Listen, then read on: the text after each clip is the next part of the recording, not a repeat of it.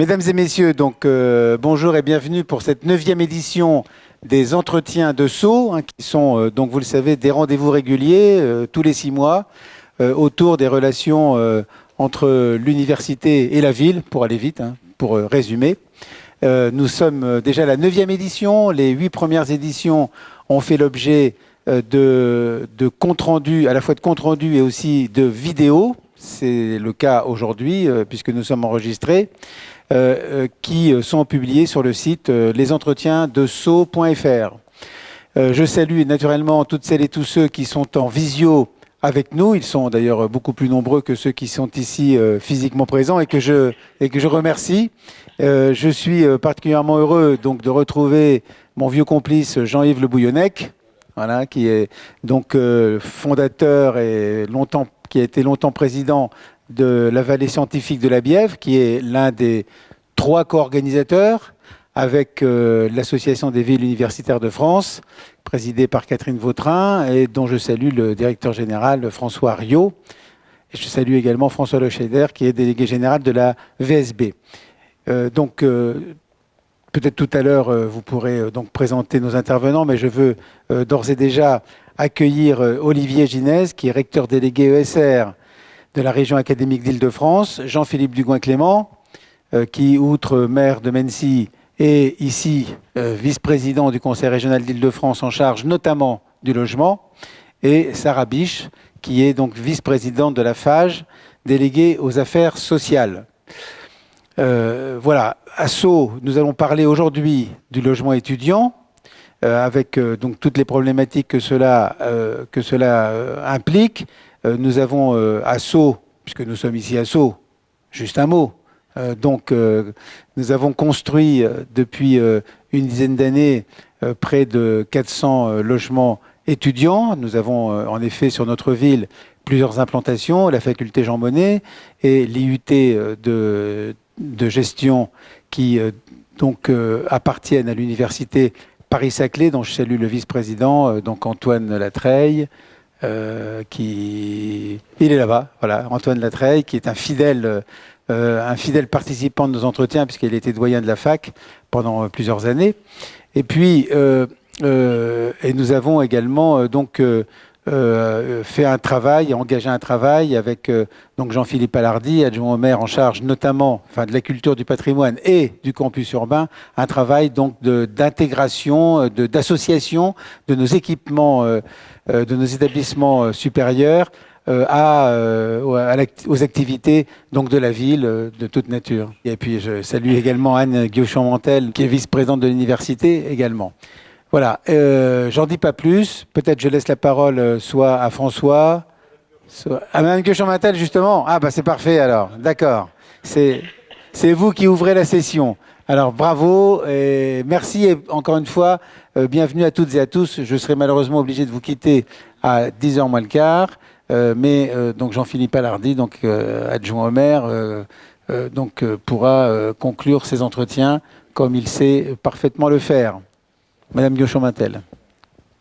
Oui, bonjour, merci pour ces entretiens. Effectivement, c'est toujours un plaisir de venir ouvrir avec vous donc ces entretiens de Sceaux.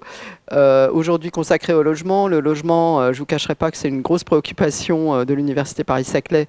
Donc pour nos étudiants, même si les universités n'ont pas la compétence pour la vie universitaire, la vie étudiante et pour le logement, néanmoins, c'est clair que c'est une grosse préoccupation. Et d'une part que nos étudiants soient logés en proximité, puisqu'on sait que les temps de transport sont liés à la réussite étudiante et inversement. Et donc nous avons des grosses difficultés pour loger nos étudiants en proximité, avec même des étudiants qui abandonnent quelquefois leur inscription à Paris-Saclay, car ils constatent en arrivant qu'ils vont être logés trop loin et que ça va pénaliser leur réussite.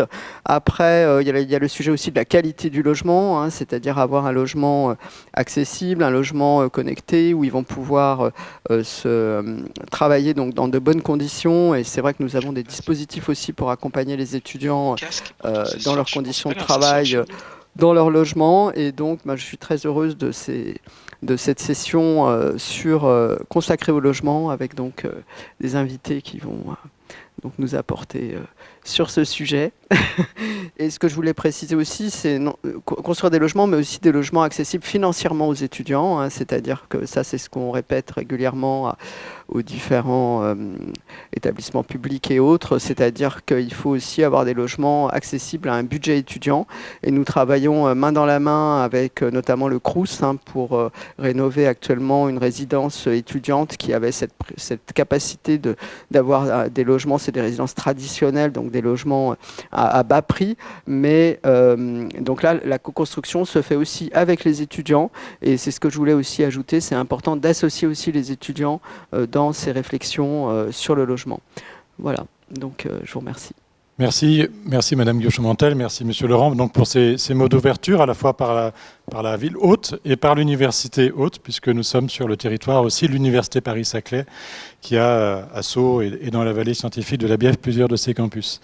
On va ouvrir donc ces débats qu'on va co-animer avec François Riot, donc sur le logement étudiant, trop plein, trop peu, où en est-on?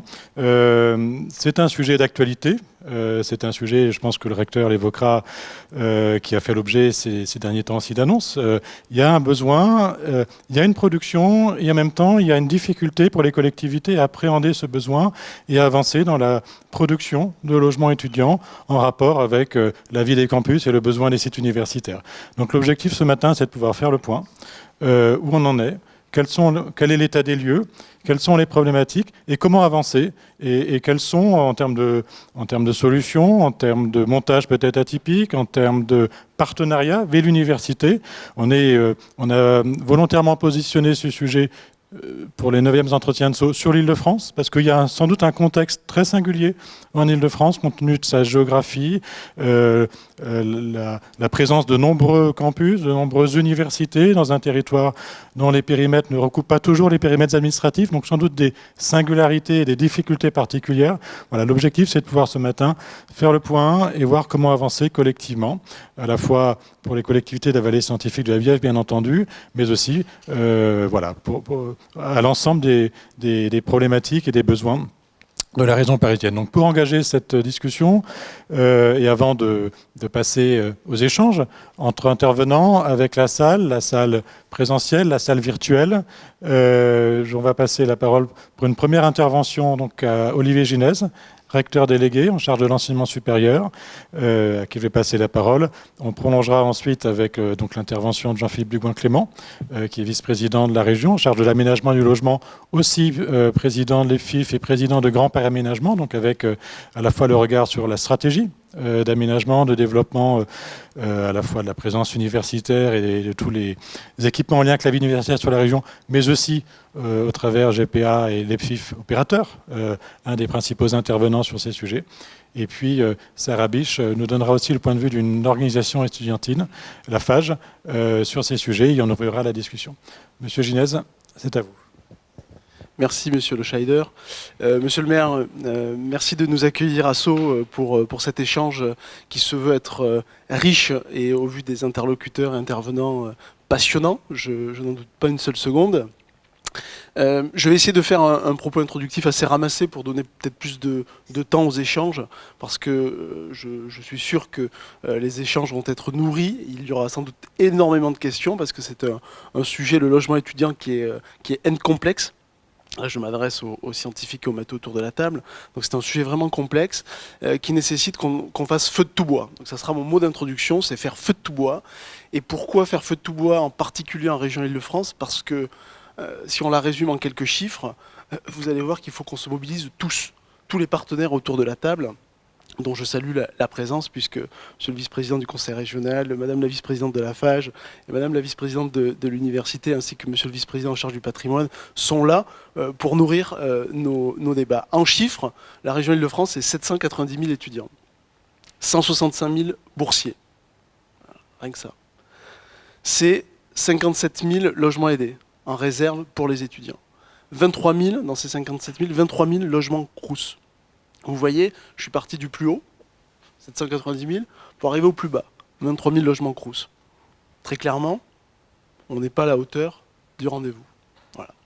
Alors c'est pas une conclusion qui doit mettre fin au débat. Au contraire, c'est une façon d'entamer les échanges et de se dire que devons-nous faire pour essayer d'améliorer la situation. Il y a eu un premier plan entre 2012 et 2017 de création de 40 000 logements. 40 000 logements étudiants, ils ont été faits. Je parle du niveau national. J'en profite aussi, si ça vous fait rien, pour sortir de temps en temps dans les échanges de l'Île-de-France, parce que j'ai occupé la fonction de directeur de cabinet de la ministre il y a encore 3 mois. Donc j'ai encore une petite vision nationale que j'aimerais partager avec vous, parce que c'est un sujet francilien, mais c'est aussi un sujet national. Et puis il faut aussi assumer un certain nombre de choses qui ont été faites par le passé, et je suis là pour ça aussi. Donc 40 000 entre 2012 et 2017. Un plan de 60 000 logements à construire pour les étudiants entre 2017 et 2022. Nous n'en avons fait que la moitié. Pourquoi? Parce que c'est une question à laquelle nous avons dû répondre à de nombreuses reprises, parce qu'interrogés par les étudiants, il y a eu, vous n'êtes pas sans le savoir, un certain nombre de crises qui ont traversé le quinquennat précédent, la crise Covid, la crise des Gilets jaunes, une crise économique sans précédent, qui ont sans doute freiné le développement de ces logements étudiants et la construction de ces logements étudiants. Alors aujourd'hui, on ne va pas pleurer sur le lait renversé, j'aime bien cette expression parce qu'elle a du sens, notamment en matière de construction de logements. Et on se dit, que doit-on faire? La ministre de l'Enseignement supérieur et de la Recherche ainsi que le ministre du Logement la semaine dernière l'ont annoncé, il faut un plan interministériel. Ce n'est pas un plan qui doit être porté que par le volet Enseignement supérieur et Recherche ou que par le ministère du Logement. C'est un plan qui est interministériel parce que c'est un système, encore une fois, complexe qui nécessite qu'on se mobilise tous. Les collectivités, les universités, les écoles, l'État. Et donc, dans ce plan, il est question de construire 35 000 logements à l'horizon 2027. Donc c'est un challenge. Il va falloir, encore une fois, se mobiliser et faire feu de tout bois, comme je le disais tout à l'heure, pour pouvoir y arriver. Alors, pour y arriver, il n'y a pas de martingale, c'est la mobilisation de tous. C'est sans doute être un peu plus pragmatique que nous l'avons été jusqu'à présent. C'est-à-dire qu'il faut éviter de s'engager, notamment en région Île-de-France, parce que la contrainte est forte, sur des prospects de construction qui n'aboutiront pas et qui font qu'on mobilise du foncier pour rien pendant des années. On tourne, on retourne. Et là, je prends aussi le sujet à la charge de l'État, parce que souvent notre opérateur, c'est le Crous, pour porter, en tout cas on essaye, tant que faire se peut, en maîtrise d'ouvrage direct des logements Crous. Et des fois nous n'y arrivons pas parce que ça nécessite des financements, de l'investissement. Et on n'a pas forcément tout le temps les coups des franges pour le faire. Donc du coup, on préempte du foncier pour rien. Et on inhibe ainsi l'initiative qui peut être une initiative autre que celle publique. Donc ça, c'est un premier sujet. Et pour faire en sorte qu'on valorise le foncier à son meilleur niveau, à son juste niveau, il faut sans doute cartographier au mieux ce qui est disponible en région. Je reprends une casquette plus régionale. Donc c'est un travail que l'on souhaite lancer à vos côtés, donc avec les collectivités, avec la VUF, avec les universités, avec la PRIF, la préfecture de région Île-de-France, avec la DRIL, avec tous les partenaires qui seront mobilisés.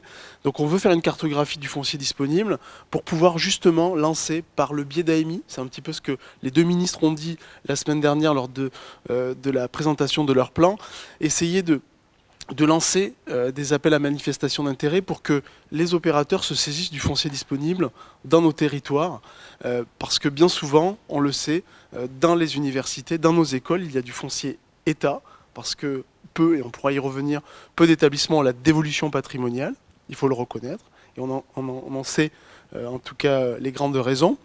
Donc il faut qu'on puisse mobiliser ce foncier État pour construire du logement, pour construire des services étudiants, parce que c'est fondamental. Donc ça, c'est une première réponse à la crise du logement étudiant en région Île-de-France. Ensuite, quand je disais il faut faire feu de tout bois, c'est parce qu'il n'y a pas un modèle unique. Tout ne peut pas être porté par le Crous, tout ne peut pas être porté par les bailleurs sociaux par ailleurs. La preuve en est, c'est que chaque année, 4500 agréments depuis ces dernières années sont proposés. Or, on voit qu'il n'y en a que 2200 en moyenne qui sont utilisés, ce qui est en soi un sujet, alors que la ressource est là. Donc il faut vraiment une coordination de tous les instants, et j'espère que le délégué interministériel, et donc là c'est encore une fois une annonce des deux ministres, qui sera en charge du logement étudiant, nous aidera sur le terrain à mobiliser tous les acteurs et le foncier pour le valoriser. Donc ça, c'est fondamental. Sur le « il faut faire feu de tout bois », il y a aussi les dispositifs. Aujourd'hui, on a l'impression il n'y a que le plus, le PLS, PLAI, l'ULS aussi, puisqu'on l'évoque, l'usufruit locatif social, qu'on évoque aussi chez nous au rectorat. Il y a tout un tas de dispositifs qui existent, il ne faut pas réinventer la roue, il faut juste utiliser les bons dispos au bon endroit, au bon moment. Et ça, je pense qu'on n'est pas obligé de lancer de grands débats, de grandes lois, pour pouvoir utiliser ce qui existe déjà et en faire quelque chose de concret. Donc nous, très modestement au niveau du rectorat, on va essayer d'être des interlocuteurs au quotidien, auprès des collectivités, auprès des universités, parce que c'est un travail qu'on doit faire conjointement avec les universités pour mobiliser tout ce qui est possible de mobiliser sur la région Île-de-France et faire un peu plus de logements étudiants. Le plan qui a été proposé en déclinaison du plan national par le préfet de région et le recteur de région est un plan qui a vocation à apporter au moins 34 000 créations nouvelles. Parce que c'est le besoin qui est identifié pour les 7 années qui viennent, parce que tout à l'heure je parlais des 790 000 étudiants de la région Île-de-France, des 165 000 boursiers, mais quand on dit ça, on n'a pas tout dit, parce qu'il y a aussi une catégorie d'étudiants auxquels on ne fait pas forcément référence, mais qui est très importante dans la dimension logement, c'est ceux qui subissent une cohabitation, ce qu'on appelle la cohabitation forcée. C'est environ 140 000 étudiants pour notre région qui ont une cohabitation forcée parce que leur temps de trajet est supérieur à 1 heure. C'est peut-être le cas, monsieur le maire, ici à Sceaux, pour vos étudiants à l'IUT ou à la fac de droit éco-gestion.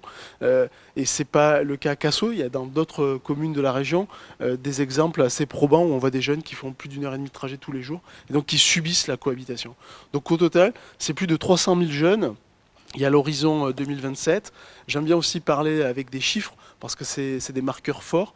En 2027, vu les progressions démographiques pour la région Île-de-France en matière d'étudiants, on table sur 350 000 jeunes étudiants qui seraient dans cette configuration, soit boursiers, soit cohabitants forcés.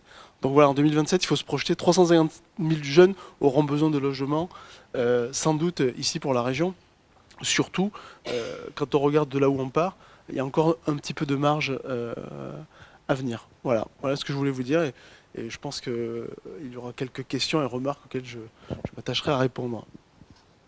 Je vais relancer le recteur tout en, effectivement, en le remerciant parce que je trouve que son introduction est tonique, volontaire et je crois que c'est évidemment important, très important au regard des besoins.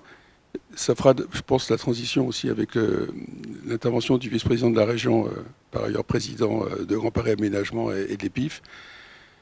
Je crois qu'aujourd'hui, sur la nature du besoin, personne ne discute, mais il y a quelque chose qui a été rapidement dit par la vice-présidente de l'université Paris-Saclay, c'est que non seulement il y a un besoin, mais il y a un besoin avec des redevances qui soient particulièrement accessibles.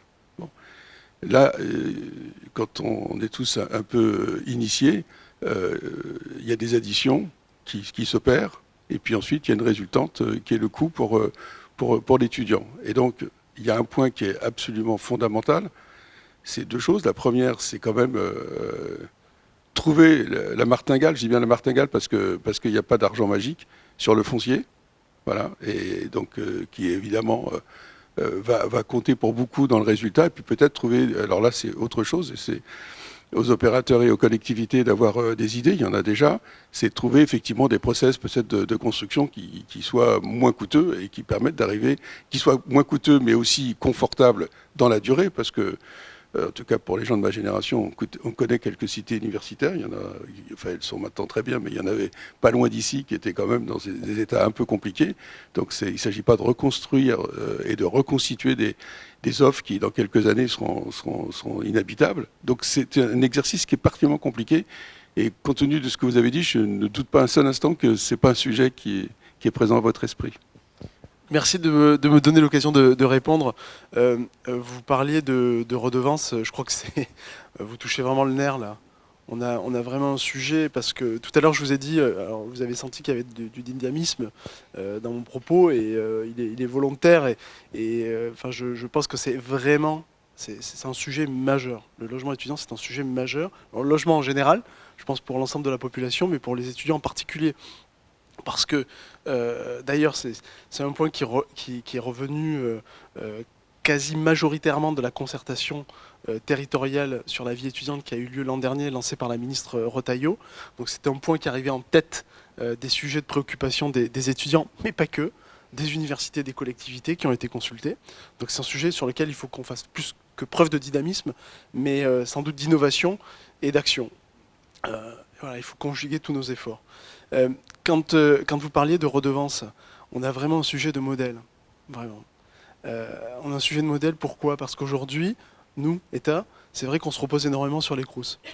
Or, les Crous, ils arrivent à une forme de saturation, il faut le dire, parce que les Crous ne font pas que du logement pour les étudiants. Ils font aussi de la restauration, ils font aussi de la vie de campus. Et tout ça, ça a un coût, ça nécessite des équilibres financiers. Et quand vous vous apercevez aujourd'hui que ce qui devrait être généré par la location des logements étudiants, qui à la base était à l'initiative de l'État et donc d'un investissement public, les recettes générées par la location de ces logements devraient être réinjectées dans le modèle des Crous pour faire de la réhabilitation et derrière, avec un effet mécanique d'entraînement, c'est en principe les mécaniques qui sous-tendent les modèles économiques de l'immobilier, devraient être réinvestis pour créer à nouveau du logement. Mais on voit que la machine s'est grippée. Donc il y a un problème de redevance. C'est-à-dire qu'aujourd'hui, on essaye de maintenir des loyers faibles, gèle les loyers, vous l'avez vu, qui ont été compensés pour les Crous. On a gelé depuis 2 ans les loyers dans les Crous pour les étudiants. Et donc du coup, en voulant faire en quelque sorte un amortisseur social pour éviter de faire en sorte que les étudiants soient impactés par la crise économique qui nous a traversée, on a un peu grippé le modèle des Crous. Donc le sujet de la redevance est un sujet, au-delà du foncier, est un sujet hyper complexe sur lequel il faudra qu'on revienne, parce qu'il faut que ça soit, pardon, mais c'est pas un gros mot, il faut que ça soit rentable pour tous. Parce que si un jour on veut faire plus de logements et plus de logements pour les étudiants, il faut que le modèle soit plus qu'équilibré pour pouvoir réinvestir. Alors, il y a du coup deux interventions avant de passer la parole à M. Dugoin-Clément. Jean-Yves Le Gallec, je souhaitais réagir aussi. Simplement pour chapeauter le débat. Il y a une crise la plus terrible depuis 1956 dans notre pays. C'est la crise du logement. Tout court. Tout court. Il y a une crise du logement. Et cette crise du logement, elle marque notre pays comme, je vous le dis, depuis très longtemps, elle ne l'avait pas marqué. Ce qui veut dire que quand il y a une crise du logement, l'addition à payer pour les catégories les plus à côté des démarches de droit commun, je parle des personnes à mobilité réduite, je parle des salariés très modestes, je parle des étudiants, sont l'infime de la stratégie d'action. Je le dis, et si on oublie qu'il y a ce problème, on va être dans une vraie difficulté. Le problème est encore plus complexe que vous l'avez évoqué, à cause de cette réalité. Deuxièmement, je ne joue pas les vieux schnocks, mais quand la réforme Raffarin a ouvert le débat des compétences et que s'est posé le problème de la compétence du logement, ça a été la patate chaude, le logement étudiant. Car des régions ne voulaient pas, on allait élargir les compétences, ne voulaient pas de cette compétence. Des grandes métropoles comme Lyon, Grenoble, Nantes revendiquaient la compétence. Des départements avaient fait le ménage et d'autres ne l'avaient pas fait. Et donc, il y a eu une vraie confusion qui a désordonné, à mon sens, la compréhension que l'État pouvait faire et que les acteurs de territoire pouvaient faire sur ce sujet. Troisième élément, le logement étudiant, c'est là où on étudie. Je me permets de le dire, parce que si on ne dit pas ça, on est dans un décalage par rapport à la complexité, parce que du coup, ça accélère la complexité des acteurs. Je donne ces 3 paramètres parce que je pense que c'est important dans l'approche et pour approfondir plus encore les pistes qui viennent d'être ouvertes. Philippe Laurent, vous souhaitez aussi réagir? Oui, merci François. Oui, dans le sens de ce que vient de dire Jean-Yves, j'ai été très rapide tout à l'heure sur la situation de Sceaux, il y avait un vrai choix politique. de construire du logement étudiant. Et la méthode que nous avons utilisée, elle est assez simple. Des terrains qui sont propriété de la ville, qui restent propriété de la ville, pour que l'utilisation de ce foncier soit maîtrisée totalement par la ville. Bail à construction avec des opérateurs de logements sociaux et en premier lieu notre SEM, Sceaux Bourg-la-Reine Habitat, qui a construit et qui gère une partie des logements sociaux à Sceaux. Et ensuite, on a donné en gestion à un opérateur, là en l'occurrence c'est FAC Habitat, avec des conventions qui, non pas obligent, mais qui donnent en priorité absolue la nécessité de loger des étudiants qui sont dans les établissements de Sceaux. Et c'est le cas, de fait, à hauteur de 80 ou 85 ou 90%. Voilà. Et et précisément, pourquoi nous avons travaillé avec FAC Habitat, je le dis clairement, à l'époque, le Crous refusait cette priorité. Il refusait. Donc, il n'était pas question. La ville n'allait pas investir dans du terrain, donner un bail à construction à la SEM dont elle est propriétaire en majorité, si c'était pour loger des étudiants qui n'étaient pas dans les établissements de Sceaux.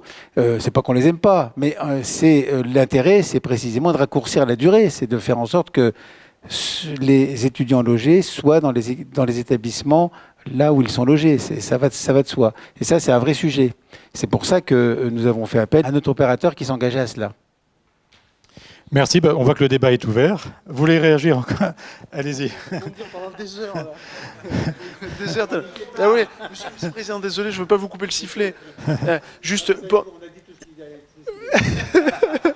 Ouais, surtout quand vous a lancé sur les lois de décentralisation Raffarin, donc il y a un sujet sur les compétences des collectivités, mais c'est vraiment un sujet passionnant.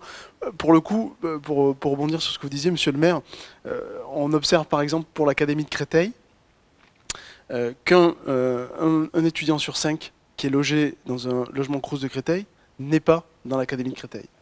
Voilà. Donc je le mets là. Alors vous allez me dire, c'est le recteur Délégastri qui dit ça comme ça, mais voilà, je le dis parce que c'est un sujet.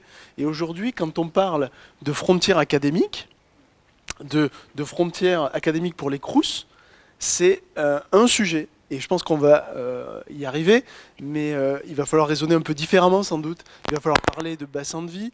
Vous avez lancé, la VUF et l'AFNO ont lancé cette démarche sur les OTLE. Je crois que c'est fondamental. Il faut qu'on arrive à diagnostiquer le besoin au plus près des territoires pour pouvoir rebondir et créer l'offre qui correspond aux besoins identifiés pour les étudiants. Et après, et là, je vais laisser, la promis, j'arrête de parler. Le ministère de l'Enseignement supérieur et de la Recherche, en tant que ministère affectataire du foncier de l'État, est le deuxième propriétaire foncier au niveau national. On a 18 millions de mètres carrés. Voilà. Je dis, la ministre l'a déjà dit, donc c'est pas un scoop, il y a 18 millions de mètres carrés. On est le ministère qui détient le plus de foncier après la Défense. On a tenté, et je pense que c'était une très bonne chose, on a tenté via les RCE, donc les responsabilités compétences élargies, dans ce train de décentralisation de 2008-2009, on a donné plus de compétences aux universités pour qu'elles soient plus autonomes, la LRU. On a dans ce cadre-là essayé de pousser pour qu'il y ait la dévolution patrimoniale pour que les universités se saisissent de ces 18 millions de mètres carrés, enfin peu ou prou, puisque c'est pas que côté Univ, il y en a aussi dans les écoles du ministère, mais en tout cas c'est en majorité dans les universités. Et sauf que derrière, on n'a pas franchi le Rubicon, on est resté entre deux sur cet acte d'autonomisation. Le président de la République a annoncé hier un acte 2 d'autonomie et de responsabilité élargie pour les universités. J'espère qu'on ira loin aussi sur le sujet de l'immobilier, parce qu'il faut leur donner aussi les moyens d'investiguer ces possibilités-là pour valoriser le foncier auquel je faisais référence tout à l'heure, pour que l'on fasse ce que vous disiez, monsieur le maire, à savoir mettre du logement au plus près des lieux de vie des étudiants, et donc dans les campus universitaires. Et donc il faut valoriser le foncier dispo au plus près. Voilà, c'est juste ce que je voulais... Merci. Donc le débat est lancé. On a parlé foncier et localisation, on a parlé montage, redevance, gouvernance, gestion. Donc Monsieur Dugouin-Clément, le logement étudiant dans la politique régionale d'aménagement du territoire et aussi de production de logements. Bien, moi je pense déjà la première chose, c'est on ne peut pas parler du logement étudiant sans parler du logement général. C'était évoqué tout à l'heure, notre pays vit depuis maintenant un peu plus de 3 ans une crise du logement sans précédent qui n'a jamais été connu, qui s'aggrave année après année, dont l'ensemble des opérateurs et des acteurs, globalement depuis 2020, sont amenés à dire qu'on est sur une situation de serrage et d'augmentation, d'aggravation des difficultés, et où année après année, on se rend compte qu'il n'y a pas véritablement de réponse, enfin on n'a pas d'effet blast, il y a des adaptations qui sont posées sur les cadres, mais on n'a pas un effet blast qui soit de nature à répondre aux problématiques structurelles liées au logement, problématiques structurelles sur lesquelles se sont greffées un certain nombre de problématiques conjoncturelles, Covid, guerre en Ukraine, remontée des taux, explosion du coût matériaux, mais tout ça c'est des questions conjoncturelles. On a toute une série de facteurs structurels, production insuffisante du logement, augmentation de la valeur du foncier, raréfaction du foncier, augmentation du coût de production du fait de l'évolution des normes, tout autant de choses qui sont des facteurs structurels sur lesquels on ne travaille pas, pensant que globalement le marché va s'auto-réguler, et où on s'aperçoit depuis 3 ans qu'on va de mal en pis. Et moi je suis extrêmement inquiet sur la question du logement, dont je pense qu'on va sur une aggravation jusqu'à fin 2027 qui va être absolument apocalyptique. Pourquoi jusqu'à 2027? Tout simplement parce qu'il n'aura échappé à personne qu'en 2026, il y a des élections municipales, que tous les chantiers qui n'ont pas démarré en phase travaux, en dehors de grandes ZAC ou de secteurs en rue, mais où en général c'est de la reconstitution, c'est-à-dire c'est pas de la création nouvelle. On n'aura pas de démarrage de grands chantiers, notamment quand on travaille sur le diffus, après l'été 2024. 2027 est une année présidentielle qui sont traditionnellement des années dramatiques pour la production de logements, parce que c'est des années d'incertitude qui ne favorisent pas l'investissement. Et donc je pense qu'on est aujourd'hui sur une question, si sur le logement, si on n'est pas capable dans l'année qui vient d'enclencher des mesures extrêmement fortes, on ne répondra pas à une situation d'aggravation. Quand on a dit ça sur ce qui est la problématique générale, rappelez quand même que la crise du logement, c'est grosso modo, si on prend les estimations moyennes, ni les plus catastrophiques, ni les plus positives de l'ensemble des acteurs du secteur, c'est 300 000 destructions d'emplois en 2024. 150 000 sur la FFB, c'est-à-dire sur les entreprises du bâtiment, 150 000 sur les cols blancs, promoteurs, notaires, architectes, bureaux d'études, agences immobilières. Donc on est sur un phénomène de crise lourd pour le secteur, mais avec des conséquences immédiates pour l'accès au logement de toutes et tous. Quand on a dit ça, pour revenir au spectre plus spécifique du logement étudiant, la réalité c'est que quand on a une situation de crise, les secteurs ou les tranches, même si ce terme est odieux, les plus impactées, c'est les tranches les plus fragiles. Et dans les tranches les plus fragiles, on va retrouver les étudiants, on va retrouver les jeunes actifs, on va retrouver toute une série de situations socio-professionnelles, dont celle des étudiants. La région Île-de-France est particulièrement impactée sur la question de la crise du logement et de la crise du logement étudiant. D'une part, nous sommes la région la plus dense de l'Union européenne, d'Europe de l'Ouest. Qui dit densité dit manque de foncier, dit cherté du foncier. Paris est la capitale du monde qui, pour certains de ces arrondissements, est la plus dense, et tout le secteur intra 86, qui correspond grosso modo au secteur qui offre le plus d'opportunités universitaires, est déjà le secteur le plus dense d'Europe. Donc le dégagement de foncier pour arriver à de la production est quelque chose de lourd. L'Île-de-France, c'est pour 12 300 000 habitants, 1 300 000 mal logés, et c'est grosso modo, alors que nous concentrons 18-19% de la population française, c'est un quart des étudiants. C'est-à-dire c'est une proportion d'étudiants plus élevée, déjà parce que historiquement, région universitaire, parce que région plus jeune que d'autres régions de France métropolitaine. Donc on a une spécificité francilienne sur ce point-là. Alors la région, dans tout ça, la région agit au travers de toute une série de facteurs. Le premier, c'est les documents d'urbanisme.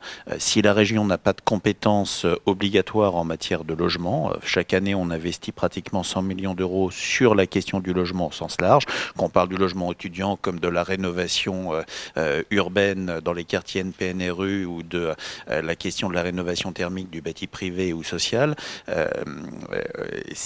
on le fait bien que n'ayant pas de compétence obligatoire. La réalité, c'est qu'en sens inverse, on a une compétence majeure en termes d'aménagement, puisque la région fixe les règles d'aménagement intra-régional au travers de son SDRIF, son schéma d'aménagement francilien. Ce SDRIF, qui est en cours de révision, prévoit de maintenir l'effort de production de logements, soit dit en passant, qui n'a été tenu que 3 des 10 dernières années, de 70 000 logements en production annuelle sur la région Île-de-France, avec une quote-part de 2/3 de logements accessibles, dont les déclinaisons sous forme de logements étudiants, logements jeunes actifs. En parallèle de ce SDRIF, c'est toute la question du SRHH, là encore un acronyme absolument odieux pour parler, mais c'est un peu la caractéristique de notre pays. On vit chacun avec nos acronymes les uns à côté des autres, comme aurait dit Gérard Collomb, paix à son âme. Ce SRHH, ce schéma régional de l'hébergement et de l'habitat, prévoit, coétabli avec l'APRIF, la préfecture de région Île-de-France et le conseil régional, la production de 4 800 logements jeunes actifs ou étudiants chaque année. La région, pour le coup, accompagne financièrement, spécifiquement et de manière d'ailleurs plus importante que le logement social classique, la production de logements étudiants, puisqu'on a des taux et des barèmes de subvention plus forts et plus importants. Nous avons une caractéristique importante en Île-de-France qu'on ne va pas retrouver dans les autres régions de France, c'est que l'État, pour tenir compte des enjeux de la gravité du sujet, a accepté d'autoriser à titre expérimental les conventionnements en PLAI de logements étudiants, c'est-à-dire d'ouvrir du logement étudiant à tarif extrêmement réduit. Tout l'enjeu qui va se poser pour nous, c'est d'arriver à produire ces logements. Quand les annonces du gouvernement de la semaine dernière tablaient, monsieur le recteur, vous le rappelez, je ne sais plus, 35 000 ou 37 000 logements d'ici à la fin de la mandature, c'est-à-dire à 3 ans et demi, ça veut dire, je ne sais pas quel était l'étalonnement naturel, mais la réalité, c'est que 35 à 37 000 à 3 ans et demi, sur des logements qui nécessitent 2 ans de travaux en construction, qui nécessite 6 mois de permis de construire s'il n'y a pas de recours et en admettant qu'il y a un travail en temps masqué sur les marchés de travaux, ce qui n'est pas, là encore, démarré dans le dur d'ici à l'été, ça ne sera pas sorti d'ici au terme de la mandature. Donc on voit effectivement la gageure qui se pose en termes de récupération de foncier et de montage économique pour arriver à trouver cette opération dans un contexte, encore une fois, de raréfaction du foncier. Alors on a des outils, vous avez vu la gentillesse de citer l'établissement public foncier d'Île-de-France, qui est un outil de remembrement, Grand Paris Aménagement, qui est un aménageur parmi d'autres, qui peut sur ces opérations permettre d'essayer de trouver des équilibrages économiques pour sortir du logement étudiant. On va quand même avoir un écueil là-dessus. C'est que très souvent le logement social ou le logement étudiant ou des logements qui ont une rentabilité plus faible équilibrent leurs opérations, soit sur de la subvention, soit également sur une quote-part d'aménagement privé qui vient, en étant vendu un petit peu plus cher en charges foncières, financer le reste. Et comme le logement privé aujourd'hui ne sort plus et est totalement en panne, on risque d'avoir, si on n'a pas une véritable politique de relance du logement privé, une difficulté, c'est de ne plus sortir de logement, sauf à aller le subventionner massivement, ou à ce que l'État amène quasiment gracieusement des terrains. Et là, c'est la discussion entre Bercy et les ministères de plein exercice. Moi, je prends l'exemple de Versailles. Versailles, 2 terrains vendus l'année dernière par l'État. Le maire souhaitait 50 à 60% de logements sociaux. L'État en a mis 30% parce qu'il y avait une volonté, malgré tout, de pas trop décoter des terrains. Donc, souvent, on se retrouve quand même pris entre des injonctions un petit peu contraires entre les différents ministères, mais ce qui est parfaitement normal. Après, c'est des questions de ratio et de rapport de force. Donc, à mon sens, on a un véritable sujet là-dessus. Et puis peut-être une question un peu ouverte. Alors je sais, c'était évoqué tout à l'heure, sur la question de la localisation et de la proximité, qui est un facteur essentiel. Moi, l'impression que j'ai, pour le coup, en prenant ma casquette de maire, c'est qu'on est quand même sur une logique de dire on veut de l'hyper-proximité sans la faire. C'est-à-dire, tout à l'heure, vous l'évoquiez, 20 ou 25% d'étudiants logés sur un crous académique qui ne sont pas sur cette académie. Aujourd'hui, on a énormément de difficultés. Beaucoup de communes qui ont des déficits de logements sociaux seraient prêts à faire du logement social étudiant. La réalité, c'est qu'aujourd'hui, on n'arrive pas à trouver les opérateurs au motif qu'on est entre 20 à 35 minutes de temps de transport. 20 à 35 minutes, ça veut dire 1h10 par jour. On n'est pas aux 1h30 ou 2h que vivent énormément d'étudiants, mais la réalité, c'est que les opérateurs aujourd'hui ne viennent pas dans ces territoires. C'est le cas de ma commune. 20 minutes du pôle universitaire d'Evry, 30 à 35 minutes du pôle universitaire de Sénart. Ça fait 4 ans que je me bats. Personne ne veut venir pour venir s'installer dessus. Une résidence étudiante classifiée logement social, demain, je la prends. On a le foncier, on est capable de le faire. Personne ne veut venir au motif qu'on n'est pas dans un rayon d'un quart d'heure. Et la difficulté du rayon du quart d'heure, c'est que c'est ramené sur de la micro-couronne, foncier rare, foncier extrêmement cher, et souvent des communes qui déjà ont, pour certaines, beaucoup de logements étudiants, donc ne sont pas prêtes à faire plus. Voilà, beaucoup de questions lancées. En tout cas, pour ce qui est de la région, on continuera à donner le cadre et à amener des financements complémentaires à ceux de l'État et des autres partenaires. Et puis, juste vous dire que je serais désolé, mais de devoir m'éclipser un peu après Philippe, mais à 10h, 10h05, parce que je vais au colloque annuel de l'EPF, où on va parler pour le coup avec Jean-Louis Borloo, là encore, du logement. Merci, Monsieur Dugouin-Clément. Est-ce qu'il y a déjà des questions sur le chat? Il y en a sans doute dans la salle, donc on ne va pas tarder à ouvrir le débat, mais peut-être pour conclure ces interventions liminaires de lancement, je proposerai volontiers à Sarah Biche, donc, qui représente la FAGE, syndicat étudiant, installé d'ailleurs à Montrouge, dans la vallée scientifique de la Bièvre, pour son installation, de nous donner aussi le point de vue des étudiants sur ce sujet. Voilà, il y a eu plusieurs chiffres qui ont montré l'importance de cette question, sa dimension sociale, sa dimension centrale pour la vie étudiante, pour la réussite des étudiants dans leur parcours. Voilà, votre point de vue aussi sur ce sujet, le rôle des résidences étudiantes dans les parcours étudiants et vos attentes ou vos propositions aussi pour avancer sur ce sujet et avoir des résidences qui répondent aux besoins des étudiants. Merci beaucoup.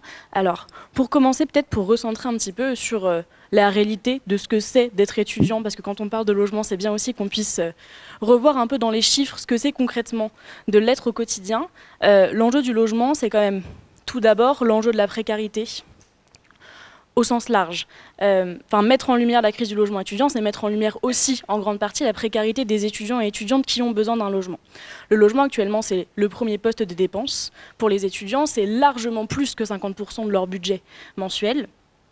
C'est aussi une grande partie d'étudiants qui font des demandes pour avoir des logements dans le parc social du Crous. Actuellement, sur la moyenne nationale, c'est 55% des demandes en parc social du Crous qui aboutissent derrière à une attribution d'un logement. Ça veut dire qu'on a presque un étudiant ou une étudiante sur deux, donc 45%, qui fait une demande d'avoir un logement Crous et qui derrière n'a pas d'attribution dans le parc social et qui va donc se diriger vers le parc privé. Actuellement, pour avoir un logement Crous, et on parle beaucoup de Crous parce qu'effectivement, ça reste l'acteur principal de la vie étudiante et nous, on est très attachés à ce que le Crous, ça soit un acteur principal. Il est central en termes de lisibilité, d'accès aux droits, d'accès à la vie étudiante, d'animation de campus et justement d'animer tout ce qui s'y passe, c'est très important, même si évidemment il y a plein d'autres solutions de logement et le but c'est pas de tout centraliser non plus dessus. Ça veut dire quand même que ces étudiants, ils sont dans la nécessité d'avoir un logement dans une tarification qui est sociale, qui est modérée et qui ne peuvent pas en avoir. Actuellement, pour avoir un logement Crous, globalement, en Ile-de-France, si on n'est pas échelon 6 ou échelon 7, ça reste quand même très compliqué. Et pourtant, ces étudiants, là on parle des boursiers, il n'y a pas que les étudiants boursiers qui sont précaires, et je ne reviendrai pas sur toute la question de la réforme des bourses, mais ça reste quand même une question principale. Les étudiants précaires, il y a ceux qui sont boursiers, il y a aussi tous les autres qui ne le sont pas, notamment tous ces étudiants de la classe moyenne qui, par l'éviction un peu naturelle, parce qu'il n'y a pas d'augmentation des plafonds des bourses, se sont fait enlever de ce système-là, 200 000, 300 000 étudiants. Eux, ils n'y ont pas accès à ces logements-là. Dans les faits, ces étudiants, et je vais parler de quelque chose de terrain qu'on connaît très bien, on les retrouve à l'aide alimentaire. Parce que le loyer, ça prend tellement de place, c'est tellement la première source de dépenses que derrière, toutes les autres sources de dépenses, l'alimentation en premier, mais aussi le loisir, le droit à avoir une vie sociale, à avoir une vie culturelle, etc., tout ce qui fait l'émancipation, ça devient secondaire. C'est des variables d'adaptation budgétaire. Dans les faits, nous, on a pu très bien l'observer. On a fait un baromètre de la précarité étudiante qui mesure justement le profil type de ces étudiants dans nos épiceries sociales et solidaires. On en a 40 sur le territoire, on en a en Ile-de-France. Dans les faits, ces étudiants, comme tout le monde, ils subissent l'inflation, mais ça reste déjà une tranche très précaire parce que les 18-24 ans sont la tranche la plus précaire. On en a 79% qui ont dû réduire face à cette situation leurs achats de première nécessité et alimentaires sur l'année dernière. Et on en a surtout 74% qui ne sont pas éligibles aux bourses, qui n'ont pas d'aide sociale, qui sont évincés de ce système-là. Ça veut dire qu'il y a la problématique des boursiers, mais il y a aussi la problématique de tous ceux qui sont tout aussi précaires dans les faits, mais qui n'ont pas accès à toutes ces aides-là. Concrètement, cette précarité... Ce serait que nous, on réalise le bâtiment et que... Concrètement, cette précarité, ces étudiants, ça les pousse alors, dans le pire des cas, à dormir dehors, à dormir dans leur voiture, à dormir chez des amis, etc., à faire du logement comme ça, intermittent, entre plusieurs lieux. Ça les pousse à se salarier. Et c'est très important d'en parler parce que cette charge qu'est le logement et la charge financière que ça représente, ça pousse au salariat. Et le salariat, c'est la première cause d'échec académique actuellement. Ça représente plus de 40% des étudiants qui se salarient, parfois à des horaires qui sont bien plus importantes que 10 heures par semaine. Et on sait qu'au-delà de 12 heures, ça commence déjà à mettre en péril la réussite académique. Et dans le meilleur des cas, ça pousse à aller vers le parc privé parce que dans le parc social, on n'a pas d'attribution. Sauf que dans ce parc privé, y a plusieurs choses. Il y a la question de la concurrence sur des bailleurs privés, oui, à profil équivalent, surtout en Ile-de-France, on le sait quand il y a beaucoup de tensions. Ce n'est pas le profil d'un étudiant qui va être retenu le premier par un bailleur, et par un propriétaire dans tous les cas. Il y a la question aussi des spécificités du public étudiant, parce que c'est aussi très important de le prendre en compte. Être étudiant et chercher un logement, c'est un peu différent qu'être un jeune actif et de chercher un logement. Déjà, la question de la temporalité sur laquelle on recherche un logement. Les plateformes d'admission, ça ne permet pas non plus d'avoir une anticipation incroyable du lieu où on sera à la rentrée prochaine. Potentiellement, on sera en juin, en juillet, ça dépend, phase complémentaire, pas de phase complémentaire selon les plateformes. Et donc quand on cherche un logement en juillet pour une rentrée potentiellement le 2 septembre, c'est quand même un peu plus complexe que de chercher un logement en sachant 5 mois à l'avance qu'on ira dans telle ville. Il y a la question des périodes de stage, il y a la question plein d'autres, du BTS, de l'alternance, de où est-ce que sont placées ces périodes, de comment on fait quand on doit payer 2 logements en même temps, parce qu'on a des stages qui sont obligatoires, et heureusement qu'on en a, mais qu'on doit se déplacer, qu'il faut avoir de la mobilité. Il y a la question de la mobilité interrégionale entre 2 années d'études, entre la licence et le master notamment, mais pas forcément uniquement. Et tout ça, ça pose plein de questions de spécificité et de pourquoi on doit aussi pouvoir prioriser un public étudiant quand on fait du logement. Donc il y a la question de savoir quel type de logement on fait. Alors bon, il y a évidemment une nécessité d'investir sur du logement à tarification sociale ou à minima du logement intermédiaire, parce que là, on voit que la priorité, c'est d'avoir du logement qui est abordable. Ces étudiants-là, même si demain, il y avait le nombre de logements qu'il faut qui poussaient sur les territoires, ils ne seraient pas en capacité de se payer ce loyer-là. Et on parlait de la proximité avec le lieu d'études. C'est 1/5 d'étudiants qui sont dans le Crous de Créteil, mais qui n'y étudient pas. C'est pas un choix. Ils n'ont pas choisi de se dire « je vais aller habiter à Créteil alors que ce n'est pas là que j'étudie ». C'est une contrainte, c'est parce qu'ils, de toute façon, n'auraient pas les moyens d'avoir un toit si jamais ils n'avaient pas un Crous qui pouvait les accueillir à Créteil. Donc oui, on parle de la proximité sur le lieu d'études. Oui, dans le meilleur des mondes, j'aimerais dire qu'il faudrait que tous les étudiants puissent être logés à 20 minutes de leur lieu d'études, mais dans les faits, je pense quand même qu'on peut s'accorder sur le fait qu'ils préfèrent faire 35 minutes et avoir un toit sur la tête, et que c'est quand même ça la priorité, plutôt de se contraindre à avoir un périmètre autour de 25 minutes autour du lieu d'études. Surtout en Ile-de-France, pour le coup, où je pense que la problématique est un peu différente sur d'autres territoires où on peut davantage prioriser des zones autour des établissements d'ESR. Ici, c'est quand même plus compliqué. Mais c'est quand même cette question de la contrainte du fait que le logement, ça reste... Enfin là, on parle d'étudiants, souvent qui vont décohabiter de leur foyer familial ou de quelconque foyer pour la première fois. Ça reste un vecteur et un marqueur social très fort, aussi d'émancipation. Et c'est quelque chose qui doit être accompagné. Et nous, sur les résidences étudiantes, notamment, il y a aussi des attentes au-delà de juste avoir un toit, mais de mixité, de lieux de vie, de lieux de partage qui permettent l'échange, qui permettent l'accompagnement. Il y a des choses qui se font, duquel on peut très bien s'inspirer dans les habitats jeunes, notamment sur la question des taux d'encadrement, des personnels qu'on peut mettre à disposition pour faire de l'insertion, de l'orientation, etc. Ces lieux de vie, ça doit être des lieux aussi. Ces lieux d'habitation, ça doit être des lieux de vie. Et donc, c'est aussi pour ça que le Crous, c'est très important pour nous et qu'on y est très attachés. À côté de ça, on sait très bien que le Crous n'a pas les moyens de pouvoir mener tout seul toute cette question du logement, qu'il y a la question des bailleurs sociaux qui, pour le coup, est vraiment à prioriser sur le fait d'arriver à trouver des bailleurs sociaux qui puissent aller gérer ce logement étudiant-là. Et à côté de ça, il y a la question du parc plus privé. Et dans ce parc privé, là, le but, c'est aussi d'arriver à agir, mais très localement, en disant que oui, dans les plans d'urbanisme, etc., on va pouvoir prioriser des zones, prioriser du foncier et faire du logement intermédiaire, des loyers qui soient encadrés pour les étudiants. Oui, tous les étudiants n'ont pas besoin d'avoir la tarification Crous. Par contre, une majorité d'étudiants a besoin d'une tarification qui est en deçà de ce qui se pratique sur le parc en général. Il y a plein d'autres questions après sur la crise du logement de manière beaucoup plus globale, mais on pourrait parler de changement d'usage, de surélévation. C'est un peu compliqué, technique, mais à Bordeaux, c'est ce qui s'est fait par exemple sur les Crous. Il y a une surélévation de 4 étages qui a pu se faire. Il y a des changements d'usage qui se sont faits il n'y a pas longtemps encore à Villeneuve-d'Ascq pour l'université de Lille. Il y a beaucoup d'exemples de choses qui peuvent être faites, alors qui ne coûtent pas moins cher que de faire du logement neuf, qui ont au moins pour avantage d'avoir du foncier existant ou de préserver de l'étalement urbain et de préserver un peu le patrimoine végétal autour, etc. Et de pouvoir être un peu en accord avec ces principes-là. Là, nous, ce qui nous inquiète le plus, c'est qu'effectivement, on parle de plans de logement, de plans de réhabilitation, de plans de construction. Il y avait le plan 60 000. Et même si on peut entendre tout ce qui peut se passer pour qu'un plan ne puisse pas être mis à l'œuvre, nous, ça n'empêche que on se rattachera toujours au fait qu'au quotidien, on reçoit des dizaines et des dizaines de mails d'étudiants qui nous disent moi, là, j'ai pas de logement. Là, on en a encore, hein, ça fait 2 mois que la rentrée a commencé.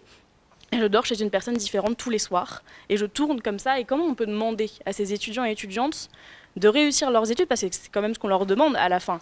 On conditionne la majorité de ce qu'ils ont en tant qu'étudiants au fait d'avoir une réussite dans ces études-là. Et derrière, on ne leur donne aucune capacité pour avoir les conditions qui leur permettent d'arriver à réussir correctement ces études. Et au final, c'est un investissement pour le logement, c'est un investissement pour les aides sociales, etc. Mais c'est aussi surtout un investissement pour des citoyens ensuite qui auront eu la chance de pouvoir s'émanciper par l'enseignement supérieur, ce qui n'est actuellement plus le cas, puisqu'ils se salarient à côté, qu'au mieux, leur parcours s'allonge, ils vont au rattrapage, ils redoublent potentiellement, au pire, ils abandonnent leurs études, et alors là, socialement, c'est déjà dramatique, mais économiquement, c'est même pas non plus un bon choix, puisque on a perdu de l'argent, ils ont été dans l'enseignement supérieur, ils n'ont pas été diplômés à la fin. Ils ne s'inséreront pas dans la branche dans laquelle ils étaient. Donc nous, c'est aussi pour ramener cette urgence qu'on voit tout le temps. Il y a l'urgence du logement, il y a ce que ça amène en termes de situation alimentaire. Je vous parlais d'étudiants qui n'ont plus les moyens, à cause de ce que coûte le logement, de s'alimenter correctement. Et ça aussi, on a des chiffres. On en a dans nos épiceries, 60%, alors même qu'ils sont déjà identifiés comme précaires et qu'ils ont accès à de l'aide alimentaire. On en a 60% qui sautent au moins un repas par semaine et plus de 20% qui en sautent au moins 4 par semaine, pour des raisons financières. Là, on dépeint quand même une situation qui parfois nous paraît très loin quand on parle des étudiants. Alors, on voit de plus en plus l'aide alimentaire à la télé, etc. Mais ça n'empêche que la réalité de ce que c'est comme détresse, et ce que ça inclut aussi sur plein d'autres thématiques, on a beaucoup parlé de santé mentale pendant le Covid, mais ce n'est pas fini. Et cette situation de précarité, le fait de ne pas savoir comment on va payer son loyer, si on va avoir un toit, comment on va se payer à manger, comment on va pouvoir aller réviser alors qu'on doit travailler, c'est ce qui impacte la santé de ces étudiants-là. Donc nous, on en attend beaucoup de ces plans-là. Donc le plan 60 000, c'était 50% de réussite. Le plan des 35 000, on en attend beaucoup quand il a été annoncé. On a déjà pu en discuter avec pas mal d'interlocuteurs. Là, la question, effectivement, c'est que c'est très bien de vouloir faire 35 000. C'est concrètement comment ça se passe, comment ils sont répartis, ces logements, sur le territoire, comment on arrive à prioriser, surtout 35 000 logements étudiants. C'est quoi la répartition? Qu'est-ce qui est du logement étudiant de parc social, de bailleurs? Qu'est-ce qui est du Crous? Qu'est-ce qui est du logement avec des tarifications qui sont encadrées? Qu'est-ce que ça veut dire du logement étudiant maintenant? Il y a plein de choses qui se posent quand on pense à une résidence étudiante. Au-delà de juste avoir un lit, un bureau, de quoi travailler, on parlait d'émancipation par le logement, de marqueur social, etc. Il y a un enjeu aussi de pouvoir un peu individualiser ce genre de logement-là. Dans quelle mesure, dans une résidence, par exemple, on peut éviter d'avoir exactement le même meuble posé au même endroit que dans la chambre d'à côté, et ça sur 150 logements d'affilée. Et c'est peut-être que ça paraît futile quand on voit l'urgence de la situation pour le logement, mais ça n'empêche que c'est quelque chose qui impacte quand même la vie au quotidien de ces jeunes-là et que c'est important de pouvoir aussi le mettre en avant. Quelles sont les espèces de vie, comment ils sont organisés, où est-ce que ces logements ils sont placés, qu'est-ce qu'on a comme offre de mobilité à côté, et surtout qu'on n'enclave pas ces étudiants uniquement sur le campus, en les coupant du reste de la ville et en se privant de toute la mixité sociale que ça apporte d'avoir des étudiants dans une ville. Et de tout le dynamisme que ça fait, du sentiment d'appartenance à un territoire que ça peut créer pour que ces étudiants restent ensuite dans les villes dans lesquelles ils étudient et qui soient aussi un apport pour le territoire.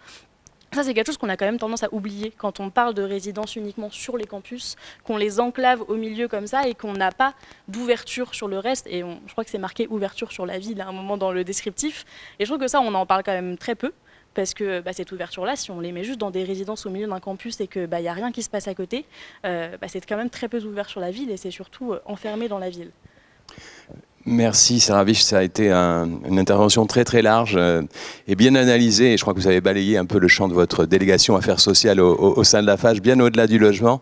Merci aussi de cet éclairage. Alors il me semble que dans les 3 interventions de qualité remarquable, hein, je peux vous le dire, puisque je co-organise tous les ans les rendez-vous du logement à l'Université Paris-Dauphine, et on n'a pas toujours des débats de la qualité des interventions, des premières interventions de ce matin. Donc bravo à vous 3. Moi je vois deux sujets qui viennent.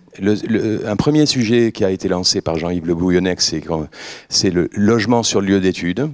Et cette question, finalement, pas si simple. L'adéquation entre le lieu d'études et le lieu de logement, surtout quand on est sur la zone la plus dense d'Europe, comme l'a dit Jean-Philippe Dugouin-Clément. Donc cette adéquation, peut-on se permettre effectivement de la rechercher? Peut-on trouver des alternatives? Alors, des alternatives, d'autant plus qu'effectivement, il y a un certain nombre de communes qui sont peut-être carencées en logement social qui seraient candidates.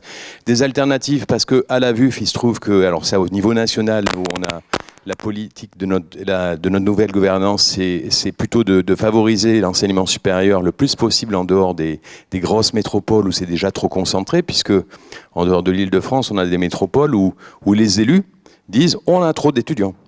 Le président de la métropole de Lyon dit ça. Le maire de Toulouse commence à le dire. Et dire, on a intérêt à travailler avec les villes moyennes qui sont à 50, 100, 150 km pour que leur pôle d'enseignement supérieur qui existe déjà soit développé. Je dirais que par rapport à ça, on a un exemple en Île-de-France qui est Sciences Po Paris, qui a fait une partie de sa croissance en ouvrant des campus ailleurs en France et en les ouvrant pas n'importe où, en les ouvrant là où il n'y avait pas forcément une tension sur le logement étudiant.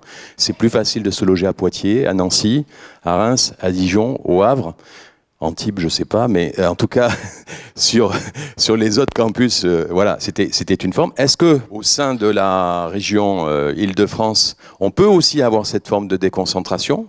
Là, on a des représentants de territoires de deuxième couronne qui sont aussi des territoires universitaires, mais sont-ils également en tension sur la question du logement? Y a-t-il des solutions plus faciles?